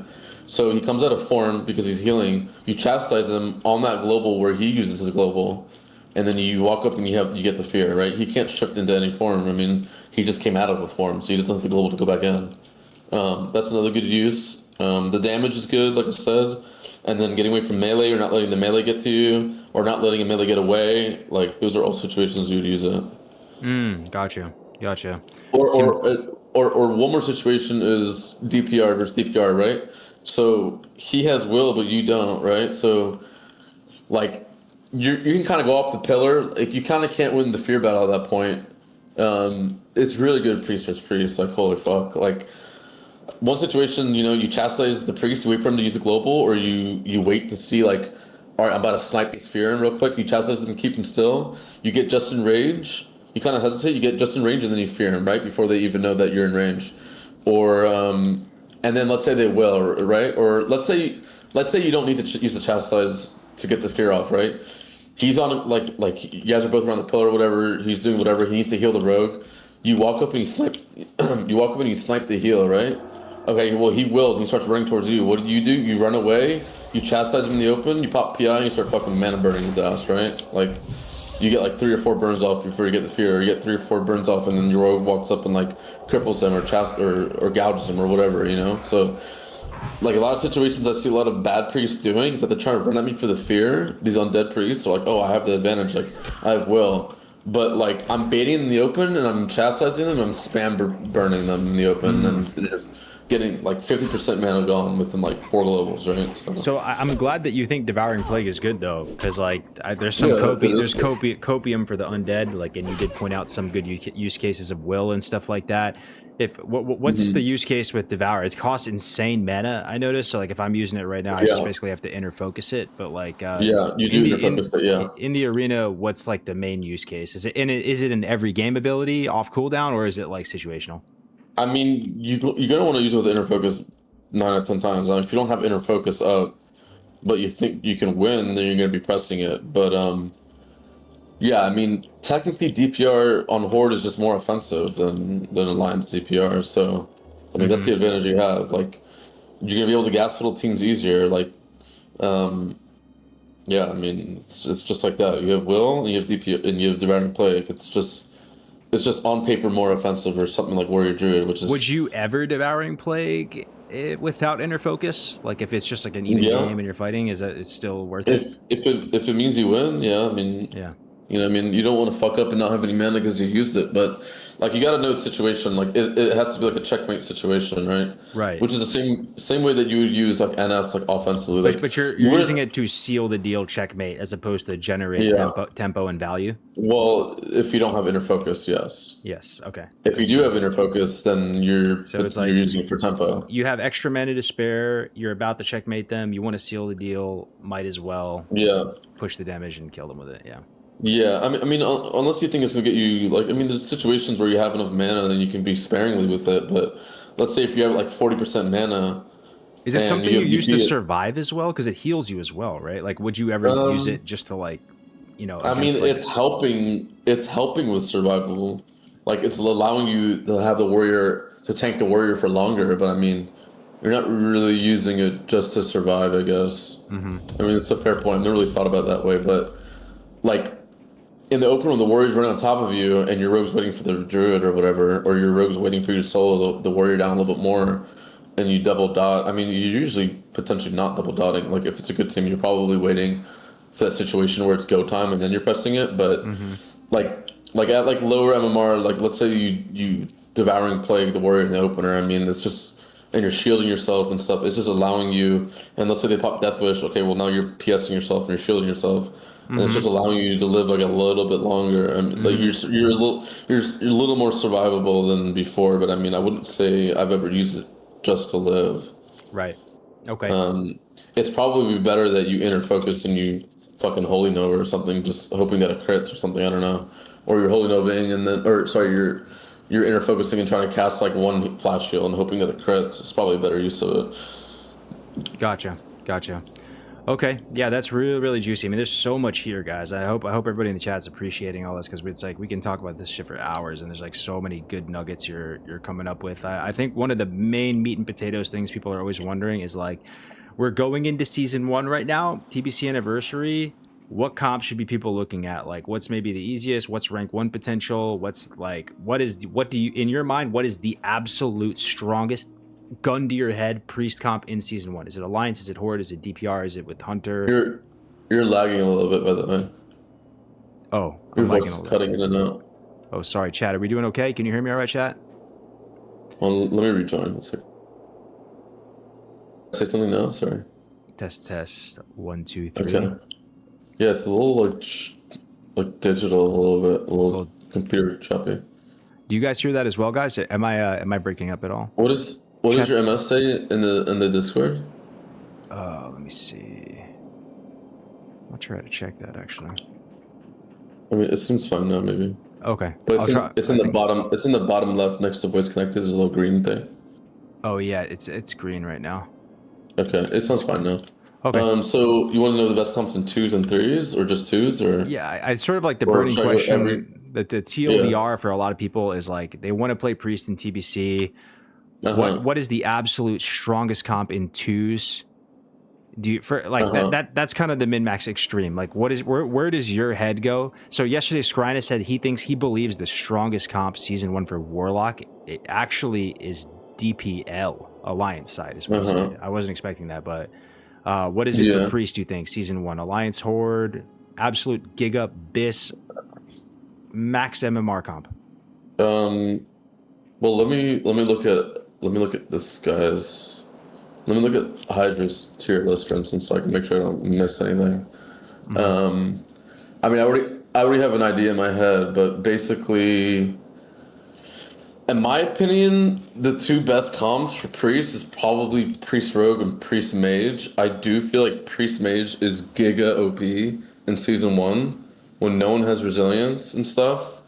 I feel like Mage Priest is one of the best comps, and I remember on Warmane, that like there's a couple of comps there's a couple of priest comps that were really high. Like I remember me and my rogue were like top 3, but we ended up being the highest in 3s. But I remember Avijura and Uzbeki were playing priest mage, so Avijura was on mage, and like the first half of season 1 they were just the highest team, and I feel like priest mage, especially before people get full season 1 gear, is super giga good. Just super strong, but I mean, it's between Priest Mage and Priest Rogue for sure. Priest Mage, okay, okay. Yeah, and then if you're playing Alliance side, if you're playing Priest Mage, it's Alliance side. If you're playing DPR, I would say it doesn't really matter. Okay. I mean, I guess it's slightly better versus it's better versus WDPS to be Alliance, but like I said, there's trade-offs, right? Like you're gonna end up being a little gimp versus like healer X if you're on Alliance compared to just having Will and now the one counterpoint I would DPO. Throw out there is you mentioned Priest Mage and Priest Rogue, right? There is a comp that is favored against both of those, I believe, which is Hunter Priest. What is that? How does that Hunter Priest? Hunter Priest does not count as Priest Mage in season 1. I would say the harder comp is Druid Hunter, but honestly, I mean, you just sheep the priests and then you fear, like, you can walk up and fear the priest with a blizzard and then you just sheep him. I mean, the hunter's just fucked. Like, I wouldn't say Priest Hunter counters Priest Mage. Priest Hunter versus Priest Rogue is harder, but I mean, there's ways to play versus that too. Like, that one's a little more tricky. There's a little more strat involved, but I would say Priest Mage, if you have like a really, really giga good fucking mage, I mean, like if you have someone like there was one mage on NA that played that was like exclusively playing Priest Mage as opposed to all the other mages that were playing Mage Rogue. And I mean, he played it every season too. Like there was a couple Priest Mages. Like I know Floormat played it in season 1, but this guy's Samuki or Milkman, some people know him as Milkman. I mean, his name was Alar Stance. But like, if you have him on your team and you're playing Priest Mage, I mean, you're probably just beating every hunter team. Like, he's just insanely good. Like, doesn't waste his mana. Like, knows exactly what he's doing. So I don't know. If you're playing with a really, really, really good mage, I mean, it just feels really strong. Like it's a little bit of an off-topic thing, but I love that about TBC. I don't know if it's the same with other versions of the game. I think it might have to do with just down ranking and like basically more. Skrina said there's more room for skill expression in TBC than other versions. He downranks a lot of shit, right? And like basically there's a certain pecking order towards like what classes and what comps counter other comps, but usually people have a caveat, like unless you're this guy, that it's fucking insane, right? Yeah. Like channel LD or like maybe it's a Riva DPM or something like that. I just like that about the game in general, right? Yeah, I mean that's why I typically choose I tend to choose the player over the class. Like I'm not necessarily looking for. I'm not like, all right, I want to look for rogue and then just finding any rogue, right? I'm like, all right, this guy's really good. We mesh well together. I'm gonna play with this guy, even though like, you know, I played double healer hunter in season 1, but it wasn't because I wanted to play double healer hunter. It's because my hunter was that fucking good, and he was super good to play with, and you know. So at your level too, it's not even probably so much scripted then, because a lot of people just study a script and they study a comp and they go out there and they try to execute it. Like you can kind of freestyle it a bit with like whoever you're playing with and whatever class they're on. I mean, I mean, I guess I can. I mean, like, once you choose a partner, I mean, it's good to like study the comp. But I mean, in season one, for instance, I got rank one as like maybe six different comps. Like, I played, I played priest rogue. Okay, well, this is all the comps just for druid. I played in threes, for instance. I played WLD. I played double healer hunter. I played turbo. I mean, I played Lock Druid as well in twos. So WLD, W Healer Hunter, and Turbo, which are three very different comps. I was able to get rank one as all of them. And I played Lock Druid, and I played DPR, and I played RLP and RMP. And I mean, the reasons why I played those comps were just because of the people that I was playing with. Like, Yeah. in the case of Turbo, like I was playing with one of my friends, Piff, who's this really good warrior. I really enjoyed playing with him. Like, he's my friend. Like, he's really good, and I wanted to play with him, so we played Turbo. In the case of WLD, I was playing with Chan, who's just obviously the best fucking player in the world. So it was like easy choice, like, and he was fun to play with. And we were even playing with a Night Elf Warrior, by the way, that was just like completely useless. It didn't matter. Like, in the case of W Healer Hunter, it was that the Hunter was really good. Or in the case of W Healer Hunter, is that they were already rank one as Priest Hunter. So I was like, this would be like these guys already know what they're doing. Let me just fucking come in here and teach them how to play the threes version of it. You know what I mean? As opposed to just like it'd be different if it was me and my hunter playing Druid Hunter and then we're trying to find a third. It's like, okay, two people already know how to play together. Let me hop in and let's fucking run some threes. You know what I mean? Yeah. And then I mean that covers most of the comps, at least the threes ones. So Yeah. I'm typically choosing the player over the comp. Like, Player over comp. Love that. yeah. And just as a quick aside too, like what's like there's so many things, right? But like, how do people level up, bro? Like, there's a lot of players in the chat, probably myself included. We're kind of like decent players, mid players. Like, how do we get to that next level, dog? What is it? Is it a positioning thing? Is it just like the game slowing down in your mind, a combination of everything? I feel like a lot of it is coming back, like what I just kind of talked about, like the idea that like your partner matters. The fact that like you two critical thinking players who get along, who are able to potentially criticize each other without getting in a tiff, and I feel like that's really important. It's just like finding someone who's willing to grind it out with you, figure out what you're doing wrong together, and like kind of carry on. Like, the reason why I originally got like, because I mean I did play OG TBC, but like I got completely carried by my friend that I was talking about. Like, we got rank one, but I mean I got completely carried. Like I don't even talk about it because it's like I was playing Priest, like I said, and I was playing RMP, and it was like, you know what I mean. But when I got good at the game through my friend named Avishon, who was like this French player who was really good. Like I said, we used to play with Kahuna and Wrath, and they were like one of the best. Yeah. He like kind of taught me how to play the game again. I mean, that helped me get good, and then I don't know. It's just something like that. Like, just sometimes having someone who's better than you and then catch you up to speed, that really helps. But I mean, if you don't have that like privilege, just like finding someone that you can spam games with, that you get along with, that you can, I don't know, try to get better at. But like, how do you get better? I mean, I don't know. You just gotta spam games, I guess. It's hard. I mean, I don't know. It's like, it's good to be able to know life the game. Like not everyone has the opportunity to know life the game. Like, I kind of know life the game on and off. Like, I always switch between like going. Like, I mean, I'm one of those people that I'm sure everyone knows these kind of people, but like the obsessive kind of like just one thing only kind of thing. So, I kind of swap between like no life and WoW, and then like just doing IRL only. You know what I mean? So I mean, the opportunity to like no life WoW for like 8 months straight is like definitely a factor. So it's like, For sure, yeah. sometimes people feel bad that like they're not good. Well, it's like, well, sometimes it's just the fact that like you're able to no life it. Like, I mean, yeah, when I was even in those periods when I was playing private servers, I mean, I still had a job, but it was like that was just the only thing I was doing outside of it. Or like Right. the fact that it was like a remote job, it was like coding and stuff. Like, I was just, you know what I mean? It's Yeah. just like, yeah.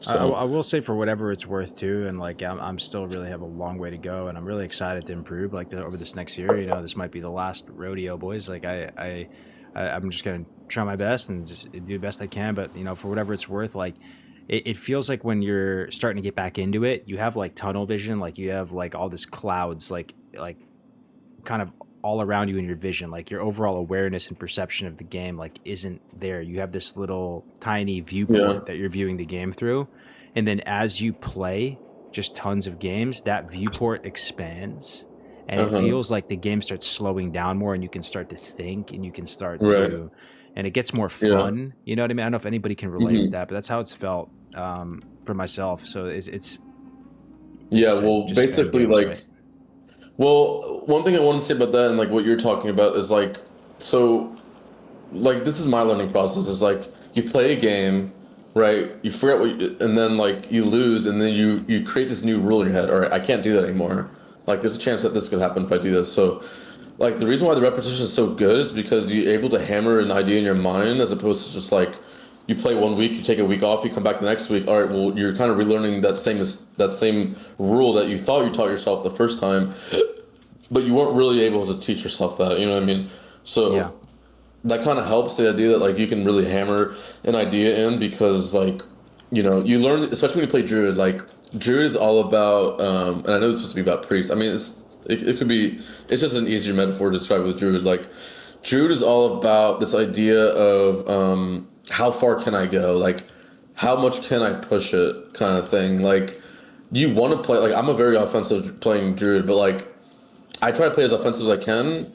And if it's too offensive, you ends up losing. That's a new rule created in my head. Like, okay, I can't do that. Like, that's not allowed, basically.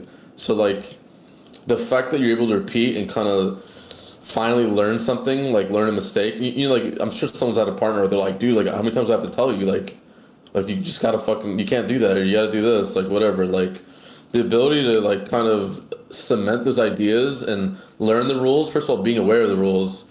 Second of all, allowing that rule to be completely cemented in your brain, like that's kind of what makes you a good player. Is okay, what went wrong, having the awareness to know what's wrong, or having someone else point out to you, and then creating a rule in your head, and then finally having it cemented. So, like I said with the Druid, like I like playing as offensive as possible because you can end the game really quickly if you play really well. But sometimes it's like you don't want to push it, right? So like I basically keep losing until I figure out, all right, like I'm teetering on this line. You know, it's like like trying to bounce on a tightrope, right? Like you don't want to go too far one side or the other because you might get overrun or you might overextend and lose, right? So you want to play in this sweet spot where you know exactly what your bounds are, and like learning those rules and like pushing your limits. I guess that's the right way to say it. Like pushing your limits is like really important.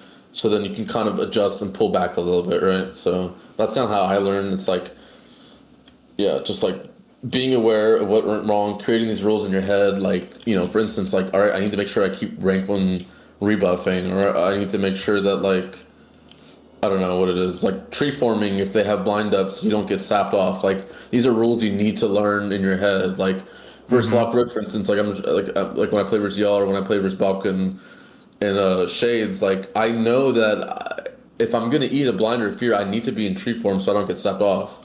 If I get sapped off, it's over. You know what I mean? Yeah. So it's like these rules you create in your head, and you might not be aware that, oh, like we lost the game because I got blinded in human form as opposed to tree form. But I mean, you know, like if you have that awareness to understand it, and then you are able to play enough games to cement the rule, then those things become autopilot, and you're not thinking about that as much as like other stuff. So all of a sudden, you know, and that kind of goes into what you were saying about like when you first come back, like your vision is kind of blurry, and then you kind of have more and more vision. Well, it's because you're able to like think of what might happen if this happens. You're gonna be able to think of like what's gonna happen 20 seconds from now or 10 seconds from now, or you're gonna think like, oh, there's this rule. Oh, this blind's coming off cooldown now in 30 seconds. All right, I need to start preparing for this moment. How do you prepare for that moment? You tree form and you max range, or you make sure you don't push in. So what kind of mistake can you make that will like make you end up losing? Okay, well, blind's coming off cooldown, but your warrior's really trying to kill this priest, right?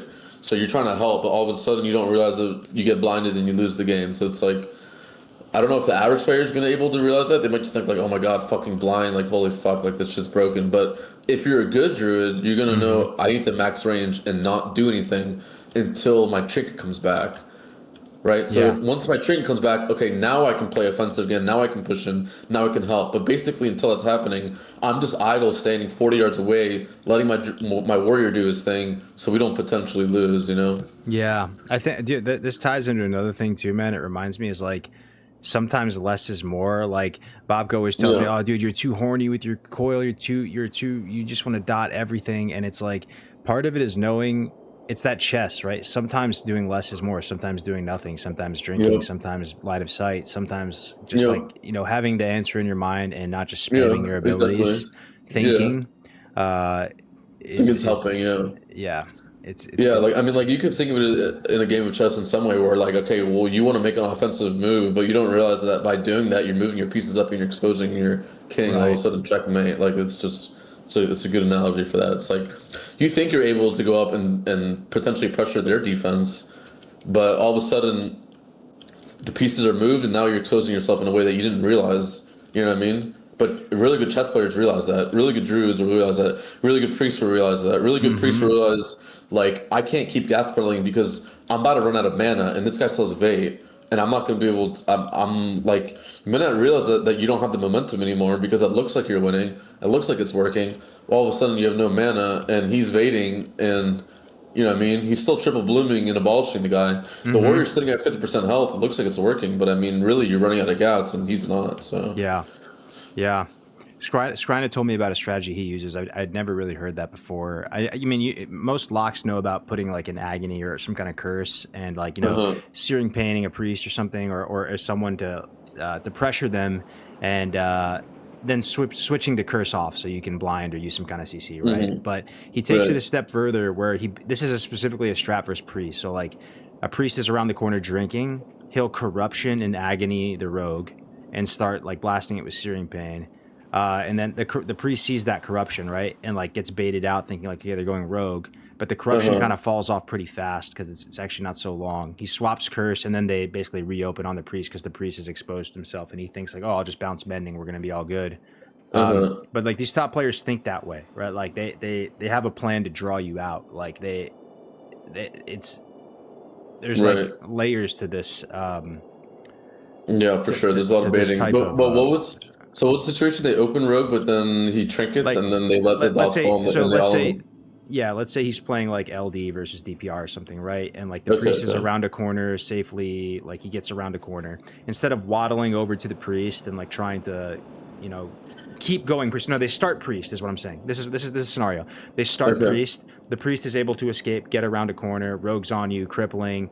Like instead of going for the priest, he actually chooses to start multi-dotting essentially, like starts putting dots on the rogue, agony, corruption, Uh-huh. but just one instance of corruption, no siphon life, because siphon life lasts forever, right?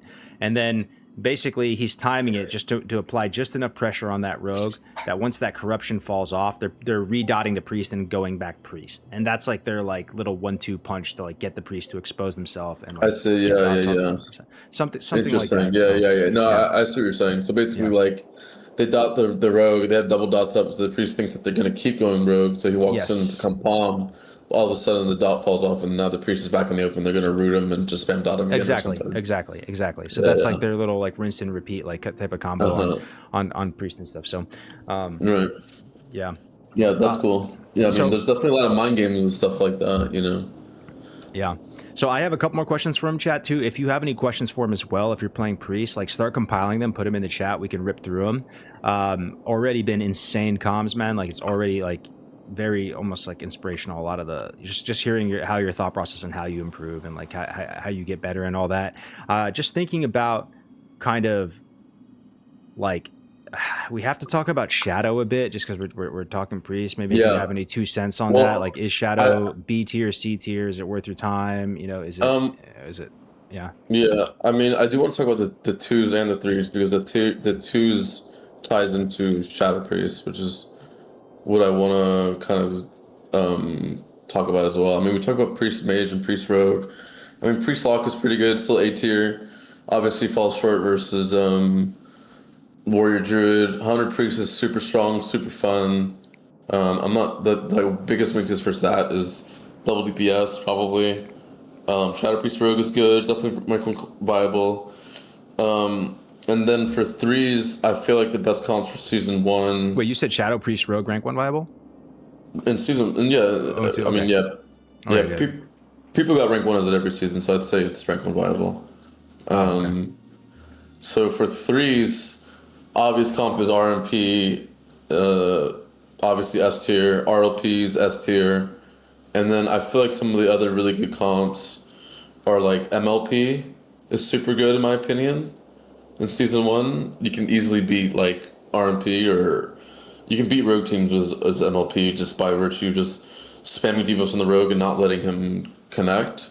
And then as soon as even if he cloaks, I mean, you just wait for the cloak to be over and you just fucking redo the same thing and you just rinse, repeat, and win, right? So RMP, RLP, MLP, and then double healer lock is really good.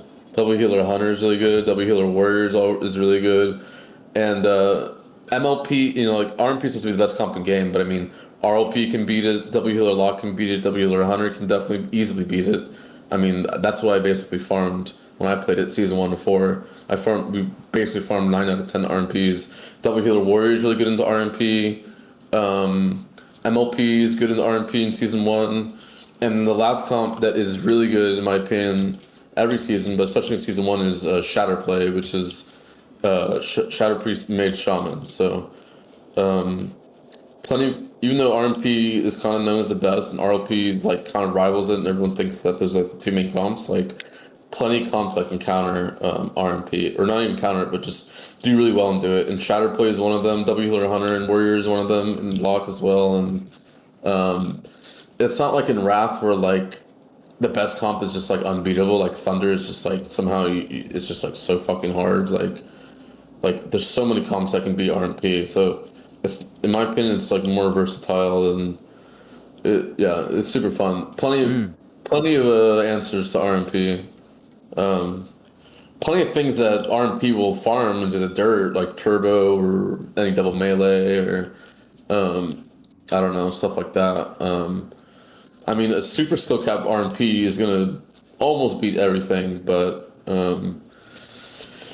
like like Shatterplay is really, really, really good into RMP. Like, I mean, that's what Shatterplay was farming to get rank one. But I mean, they're still losing versus the best RMP probably. Like, but Shatterplay basically, you have Lust, you have a Mage with Lust and Veins, and you have a Priest with Lust. You have 2 silences, which equal 8 seconds of total silence. And then you have a shaman. So you basically all 3 of your classes can dispel, right? So you have 2 purges from the priest, 2 purges from the shaman, and you have 1 purge from the mage. The mage usually isn't purging, but basically you have 4 purges per global, and you have lust. So it's really like 4 purges, like it's like 6, 7 purges per, fucking 2 or 3 globals or whatever. You know what I mean? It's like it's 4 purges per global, but I mean it's like really just like 5 or 6 after 2 seconds as opposed to just like 4. You know what I mean? So or like I don't know. Sorry, my math's fucked up, but like in 2 globals without lust, you could get 4 purges, but really with lust, it's like almost 5 or 6. It feels like so super good versus RMP. Like all you have to do is lust, spam the spell the mage. All of a sudden, the priest has to cast. Well, I mean, there's 8 seconds of silence that you have too. So you're spam purging all his shields, all his mendings, all his renewed. Like super tough for the RMP to deal with that. Like, so yeah, Shadow Play is super strong comp. Don't sleep on it. If you like Shadow Priest, you better find a mage. Better find a mage and same thing with Shaman. Like if you like Shaman, like I mean yeah you can play Red Warrior, but I would suggest you find a mage, and then you either pick up a rogue or you pick up a Shadow Priest, and you're gonna own like if you guys play well. So Gotcha, man. Yeah, it's good comms. It's good that you're talking about threes and just laying down that blueprint for him. Moving on to the next thing, real quick. And again, guys, just put your questions in the chat if you have any. When it comes to like macros and targeting stuff, like what's the rank 1 setup to like have full control of your character and being able to just like play the game properly, like target all your allies, target the enemies, like when whoever you're. Do you keep enemies on focus mainly? Do you keep allies on focus mainly? Like you've had years and years to refine your system towards just maneuvering and controlling your character. Where are you at right now in that journey? sorry, what was the question? Like controlling your character. How do you target enemies? How do you target allies? Okay. Do you keep Just allies on focus? Or do you uh-huh. keep enemies on focus mainly? What's your Yeah. your system for controlling your character? So I usually put the DPS on focus, and specifically if there's like a mage, I'm putting the mage on focus.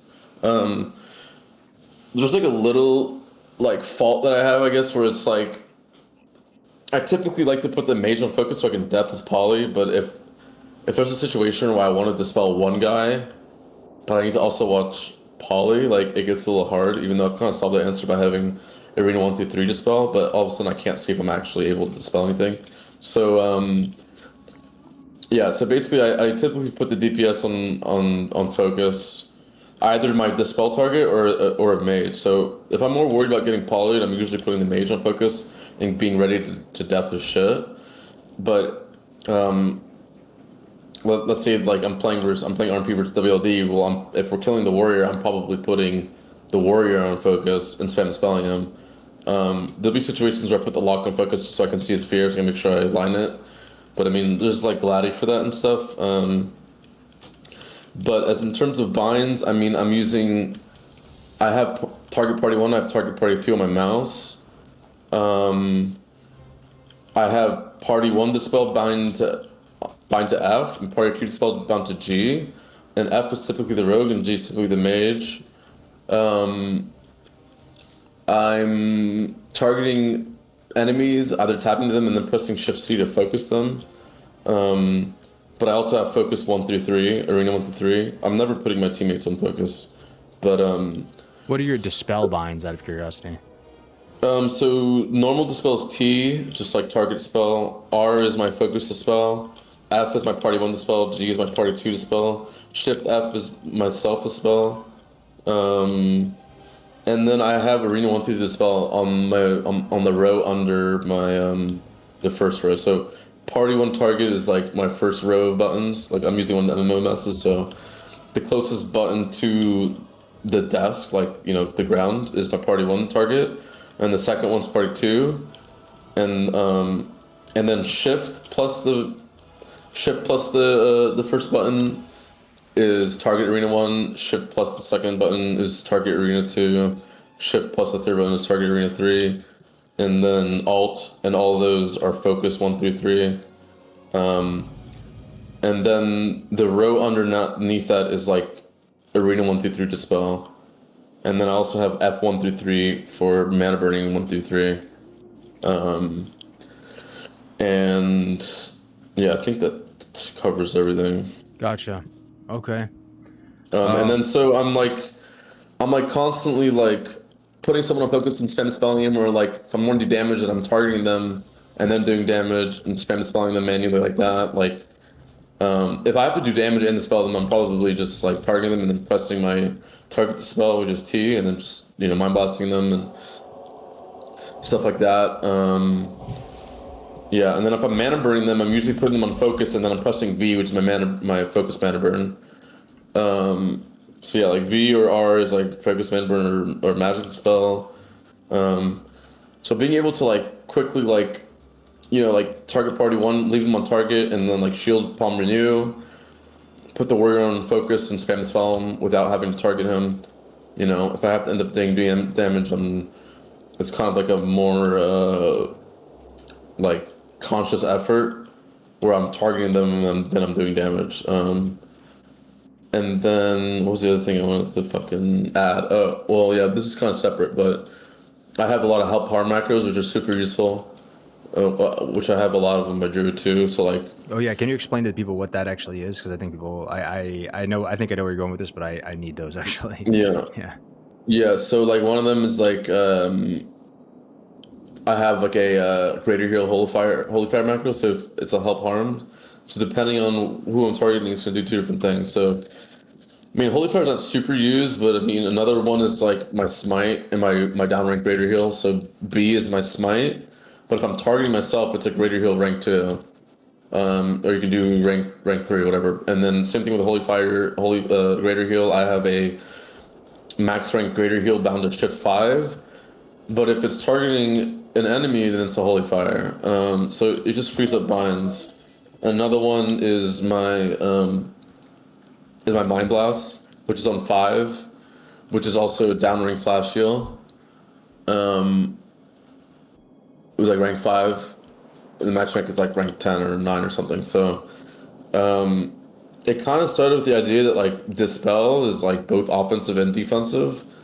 So why don't you just apply that concept in other places? And the same thing with my druid. Like I have versions of that in my druid. Like and it started with Dispel, right? So my Abolish Poison is the same bind as my Priest Dispel, which is T. So my Abolish is on T.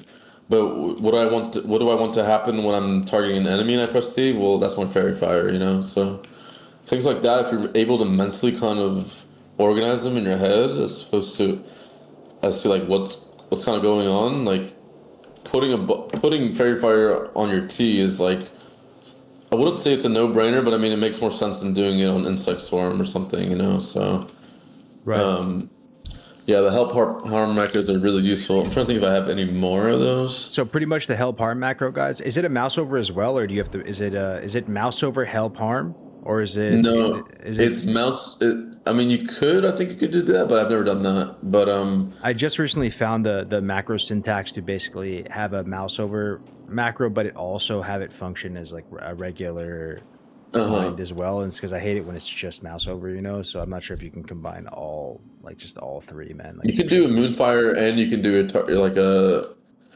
It'll take a priority system. So if you have a mouse over, it'll moon like. So I have one that says like rank 1 Moonfire. So, but it also says cast Moonfire in the next line. So what that will do is if you have a mouse over, like I'm saying, mousing over like a Tremor Totem, right? And you know, like my warrior wants to fear, right? So I mouse over the Tremor without having to target it, and I Moonfire it. Now, if I don't have a mouse over on anything, let's say I'm holding right click down, but I have a target, so I have no mouse to mouse over anything, and I press the same bind, it's just gonna Moonfire whoever my target is, you know.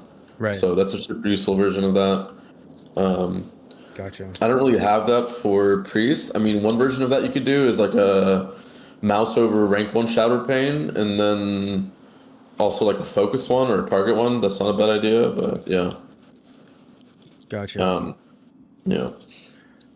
Well, that is great. We've already been live 2 hours with Pepe, guys. I want to quickly tell you that all of his talent builds are available, and also his pre S1 BIS list. So that's what we're looking at right here. You can literally see all the gems, all the gear, like what PvE gear, what PvP gear. He's got badge cloak here. He's got he's got Bangle here. I believe this is from normal dungeon. Just his entire pre S1 BIS list is available on our website, tbcpvp.com. You can also book lessons with Pepe directly. You can just message him on Discord, or you can go through the site. Really up to you, or DM me. Either way, he's available for lessons and stuff. Also, we have other priest guides on the site as well, and definitely follow his Twitch. We are collaborating with him right now, so you can click his channel right now and throw him a follow. We're gonna rate him after this as well, so stand by for that. I'll also be linking his YouTube in the chat as well. But this is like a kind of final call for anybody in the chat for any questions, anything you have for Oh yeah. 20x rank Were 1 those priest player, and then go ahead first. were those the questions that they had? Is that about my binds and stuff?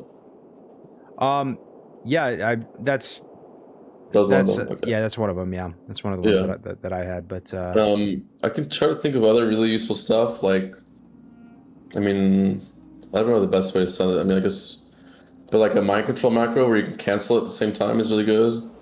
Um, having party 1, 2 and focus spell and self dispel is really important. Having a focus mana burn is really important. Oh fuck! I just fucking just deleted that macro, but yeah, I'll type it in your chat. One of the really good ones is one of these, which will basically is a way to basically tab and cast mana burn at the same time. So you can basically just spam it, and it'll try to mana burn anyone who's in your way. You know what I mean? interesting. Okay. So let's say like a mage priest, they're both behind the pillar. You're waiting for them to come out. well, you can just spam that macro, and then whoever comes up first is going to start getting mana burn, and you're potentially going to win that battle right away. That's a good one. I mean, having a player fewer, like a at player fewer, is really good. So yeah, those are the big ones, I would say. Having a proper Shadow Fiend macro is good. Having a stop cast in one of your macros is really good. So I used to have it on Palm. So sometimes, like, one of the best things to do with juking is like casting Flash Heal and then juking yourself, but not just juking and recasting. You want to be efficient. So you cast, you juke, and you press Palm, or you cast, you juke, and then you press Power Shield or Renew or whatever, or Holy Nova, right?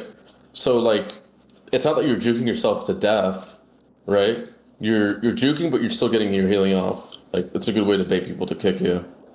Those are some good tips. Yeah. And then the more obvious tips is having rank 1 of every buff, just in same way that you can spam the spell on Gas Pedal Druid. I mean, another priest could spam the spell on Gas Pedal you. So having rank 1 Fort is really important. Having rank 1 Renew is really important. Having the other 2 buffs, Divine Spirit and Shadow Pot, is less important. A lot of priests just only use Fort, but in my opinion, like, it's not bad to use the other ones, even though it is more mana. But yeah, having this rank 1 dispels is really good, or sorry, having those rank 1 buffs is a really good way to deal with keeping your inner fire up versus enhancement shaman. Like, if enhancement shaman gets on top of you, you don't have inner fire up, I mean, you're just getting completely clobberated. Or rep pally, you know, shaman ret's running at you and you're a priest, right? How do you live? You spam rank 1 rebuff yourself, and then you put up a rank 1 renew, and then you fucking inner fire and max rank shield, right? So stuff like that is like really important that you do. That's good comms. And is there anything like rank 1? Are you using like rank 1 dispel? Is there anything you're using rank 1 like mainly, or Chris Railies is asking in the chat what down ranks are your go-tos? Well, rank 1 dispel doesn't do anything different. The go-tos are all the buffs, like I said. So Fort, Spirit, and Prot, rank 1 Renew. I mean, you could put a Fade. You could put a rank 1 Fade if you want as a buff protection. That's kind of like very kind of high level, advanced. I wouldn't say most people need to start with that. Most people want to start with what I'm saying, which is all the rank 1 buffs, like the 3 main buffs that you have. Rank 1 Renew. Sometimes if you know that Shaman's going to spam a spell you, but there's no melee on you, actually, there's no actual melee on you, but you want to deplete their mana bar, you know, in the same way that a Druid can do that with all their rank 1 buffs. Like, you could put rank 1 Inner Fire up knowing that they're going to take the bait and keep dispelling that Inner Fire, even though, like, it's 20 mana to put up rank 1 Inner Fire. So the fact that they're spam dispelling it, they're trying to get you clean for when the person finally reaches you. But if you're putting up rank 1 or max rank every time, I mean, that's 300 mana, even though they're not really connecting. So, like, Shaman spam dispelling you, I mean, basically, if you're good at using rank 1 rebuffs, you're going to out-mana them before, you know, they're going to before they can keep,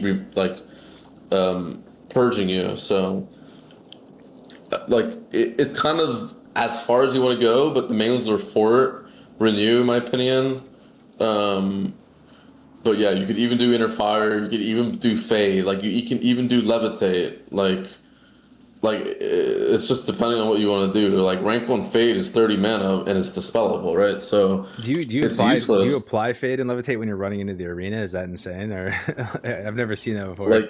Like yeah, I mean, you can if you have enough binds. Yeah. I mean, you could. I mean, it's like, I mean, it breaks on damage. So Levitate's a little less popular, but I mean, like, it's technically not bad. Like, yeah, you wouldn't see someone doing that and say that's bad. You'd say they're being fucking sweaty. How the hell did they even have a bind for that kind of thing? Yeah. Like, oh my god, this fucking priest is levitating and he's fading. That's too funny, bro. Yeah. You know what I mean? This is like 30 buffs. How much does Purge cost? Well, it costs like 300 mana. So, I mean, it's just a math equation at that point that you're winning. But it would be considered potentially overkill. Like, you know what I mean? Like, I'd be interested in how other priests would, like, what they would think about it. But, I mean, it's potentially overkill. Like, you know, if I was super, super sweaty and serious, I mean, I have had Levitate bound in the past for that reason. and fade on these things, you know what I mean? But it's like at this point, like I don't feel like I need it. Now, if I'm in a situation where I'm losing to a fucking enhancement or a ret because I can't keep up my buffs, I might readjust my shit. But I mean, for the most part, it's like working. Like what I'm doing is working, you know what I mean? Yeah. Like you would just keep putting up rank 1 renew and fort and they would keep purging it. But I mean, in a situation where you wanted to be even more prepared, you could put up levitate and fade before they even start dispelling you. But if like you have no buffs already, you would just probably put up fort and rank 1 renew and try to keep up your inner fire. But like in a situation where you already have all your buffs and you notice they're gonna come and purge you, you might pre-fade or pre-levitate. I mean, it's just one more thing to dispel, you know. So, Yeah. and you have this talent and discipline called Silent Resolve that basically says it reduces the chance your spells will be dispelled by 20%. So I mean, every purge is a dice roll to begin with if they're gonna get it, you know. So the more you have, and the less likely, like the odds of them getting the important buffs, which would be like shield or inner fire, is going to be less the more buffs you have. So I mean, Yeah. it's just inherently good, but it is like overkill or sweaty or too try hard or how the hell do you have that many binds kind of situation. So Yeah, man. Okay, we'll take one last question from Abdi Hoopin in the chat. Real quick, if you have anything for him, he's just asking, do you think any skills from retail are transferable to classic? Sounds like you might be a retail guy interested in classic. Maybe all, maybe none. I mean, you have to learn your like if you're playing a healer, you have to know which cooldowns you want to press in which situations. So like I mean, positioning is less of a thing in retail, I guess, but I mean, it's so important. Like, you don't want to be completely out of position. Um, but yeah, like the way to survive is important. Like which sequence of buttons. Like when you play retail and you're getting completely owned, you learn which sequence of buttons you want to do, or you learn what defensives you want to use in which situation. I mean, that ability to figure out what you need to do, how you can survive, the best way to survive. Those skills are like that critical thinking is applicable in TBC for sure. Like, you know what I mean? Like, you're not going to be pressing the same buttons. I mean, you don't have the same buttons, but understanding, like, all right, I need to press this in this situation, but don't press this. That would be overkill. Like, you know what I mean? Like, you don't want to PS and Stoneform and Desperate Prayer all in the one. Like, you probably want to just Stoneform and Desperate Prayer, or sometimes you only want, you know what I mean? Like, those skills are definitely transferable. Like, same thing with like playing damage, like knowing how you can set up a kill. I mean, that's transferable as well. So, And if you're good at one version of the game, you're probably halfway there towards getting good at other versions, man. I wouldn't be super intimidated by it. yeah. I just saw you use like Chastise in this video I'm watching of you. Did a great effect, like just to get within range of a druid to fear him. It seems so good, bro. Chastise. Yeah, chest is super strong. Yeah. Yeah, but yeah, yo, guys, if you're still here, if you're still with me, if you're still listening and you're just kind of like AFK, have it up on another monitor, just tab back real quick and just extend a thank you to Pepe for sharing his time with us today. Some really, really good comms, man. Some really, really juicy stuff here. Like it's hard to get insight into like that, into like the rank 1 community in general. You know what I mean? It's just we're all really thankful for it, man. And throw him a follow if you guys have a second. I'm gonna raid him right after this, so we'll send you over there anyway. But you have any last words for the people, Pepe? Like anything that are, you know, anybody in the chat gonna play Priest for the first time in TBC, make some noise, any advice, any words of wisdom? I would say like when we're talking about meta and what's best and stuff, I would say sometimes people ask me like this and that, like, and I would say 9 out of 10 times, like the question of something that's viable or S tier or whatever, like I would say you can get Gladiator without having to worry about those things. Like, you know, me talking about Undead being like rough on Horde. I mean, I don't want to like scare you away from playing Undead unless you want to push for rank 1. Like, question is like, what are your goals? If you're just going for Gladiator, like it's not a big deal. Like you don't need to be so sweaty and like worry about like. Someone's asking me like, do you think I could play Turbo with a Priest? I'm thinking like, well, I mean, you could probably get Gladys it, but you probably won't be able to get rank 1. But I mean, the question is like, not like, are you even good enough for rank 1? But like, I mean, is that even a goal you like are trying to achieve? I mean, you know what I mean? So I would say like this whole like min max thing and sweaty thing and like being as sweaty as possible. I would say like it doesn't affect most players, so I wouldn't worry about it if you're just like trying to get into the game. Like I would say, Yeah. or like Hey, you know, I got a or hard hitting question. Do you think it's possible? Can you get Glad as Night Elf Priest? Yeah, for sure. 100% you can get Night Elf. I told you earlier we played with a Night Elf Warrior we got in rank Yeah. 1. Like, I'm sure you can. Dude, there was a human Okay. priest who played. We were talking about how good DPM was, on Alliance, right? Because you have Yeah. Sunform. There was a rank 1 human priest who got rank 1 as human priest Yeah. made. So, I As mean, twos in you, twos, right? You're saying in twos? twos, yeah, in twos, yes. Insane. So Yeah. Yeah. he was That's in the same crazy. boat. That's He was in the crazy, same bro. boat. He was in Yeah. the same boat as any undead priest, and he was playing with that mage I was mentioning earlier, that really good fucking mage who exclusively played DPM in twos, and I mean, he's obviously one of the goats and like fucking owned, but I mean, he played human and they got rank 1, like, you know what I mean? Yeah. So I would say like don't worry about it too much, Right. like if you're not getting glad, it's probably not because The of racial. that, Yeah. Yeah. or the It's racial, not or looking the at fact that you others. don't have enchanting, or you know what I mean, or like this and that, like, or that you don't have PV gear. Like, I mean, you know what I mean? Like, you don't need every piece of PV gear, like on the BIS list. Like, priests, like, you definitely, one difference between priests and druids, like, you probably want like 4 pieces as opposed to 2, but I mean, like, don't sweat it. You know what I mean? Like, go into Kara, get a couple PV pieces like your rings and your cloak. You're probably okay. You can probably get glad for sure. Like, I guarantee I mean, I know it's rough to hear like, oh well, of course you can get glad without more than 2 pieces of PV, but I mean, like, you know what I mean? Like, if you're aspiring to get better, like, it shouldn't matter, right? So Yeah. like, you don't need to, like, some people are like, oh, I'm too behind, or like, oh, I need to raid. It's like you can still enjoy TBC without feeling like you have to do those things. Like, you know what I mean? You don't have to do all these things to play the game. I don't I like winning most of my games because I feel like I should, granted how much I play the game, but I mean, like, you just don't have to, like, especially if you're not pushing rank 1. I wouldn't worry about those things, to be honest. Mm-hmm. Like, if it comes to the point where you're trying to get rank 1, all right, well then maybe you might want to level your enchanting. All right, well maybe Mm-hmm. you want to go raid. You know what I mean? But until you feel like that's something that is even possible, I wouldn't even really worry about it. I would just Yeah. That's play the good game and have comms. fun, or just get that That's good glad. You know? comms, bro. There's two pieces, two little nuggets I'll throw in there too. Yo, Andrux, thank you for that raid, bro. I appreciate it, man. Welcome, guys. We have one of the priest goats on stream right now, just blessing us with some power word fortitude.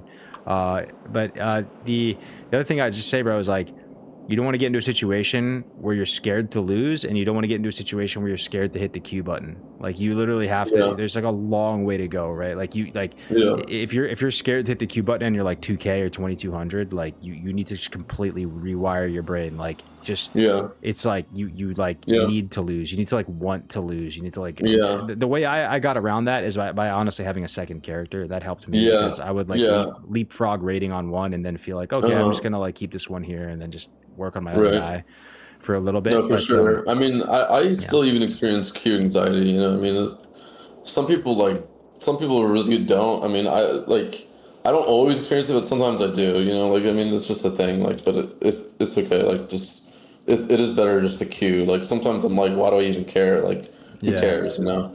Bro, you look like you're having fun when you play arena, bro. You're vibing to the music. You just fucking get up and start dancing randomly. Like, Yeah. That that it's that fun. definitely helps if you're drinking. Yeah. But also when you're beating people, like, there's like a game where I'm playing versus Sidu.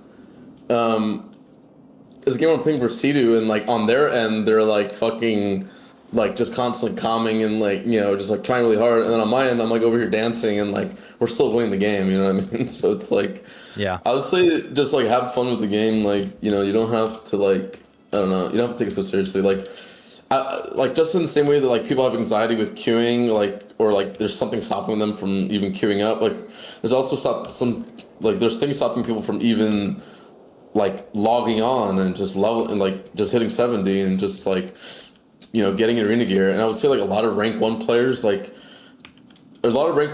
who would play TBC if they didn't have to do all these things, but in my opinion they should just play anyways. Even if it just means they're gonna settle for glad. I mean, bro, like, if you've already been rank 1 a million times or whatever, but you need PV gear to get rank 1, I mean, who cares? Like, it's still fun. Just log on and just play for glad. Yeah. Yeah, I could Like see it's that. Once you get a an taste ego of that thing. level, like, you don't want to feel like you're going down or something, like you need it every Well, time or something. well, and I get it, because like some people don't even want to queue until they get their PV pieces and stuff. Like, I get it, like, you're competitive, but I mean, I feel like just the ability to play, enjoy the game should outweigh the fact of like I don't want to queue even to begin with because I don't have full best. You know what I mean? Right. Like, Right. and that's why, yeah, that's the last thing I want to say about that is just like, in my opinion, your net enjoyment in life would be higher if you just fucking played as opposed to just not playing because you're too worried about having best or, you know what I mean? So, Hell yeah, bro. like, in another world, like, I'm playing TBC again, but I'm really busy, but I'm still logging on and just playing and not having any PvE gear, you know? Mm-hmm. Yeah. Like, I wouldn't miss it just because I didn't have time to raid, you know? Yeah. Like, and like it is frustrating losing when you know that you're really good and that you only lost because of gear or racial or whatever. But I mean, I don't know. Yeah. Fuck it. I guess. TBC, man, there's a lot of RNG guys. Don't take it too much to heart. Like Pepe said, like it's more about a series of games. Like if you just lose one game, like it's don't take it too seriously. Like it's but if you lose 10 games in a row to the same team, yeah, they're probably better than you. So, Yeah. yeah. Yeah, good to have you here, Arrow Lee, Chessbra, everyone for watching. Thank you so much for spending your time with me.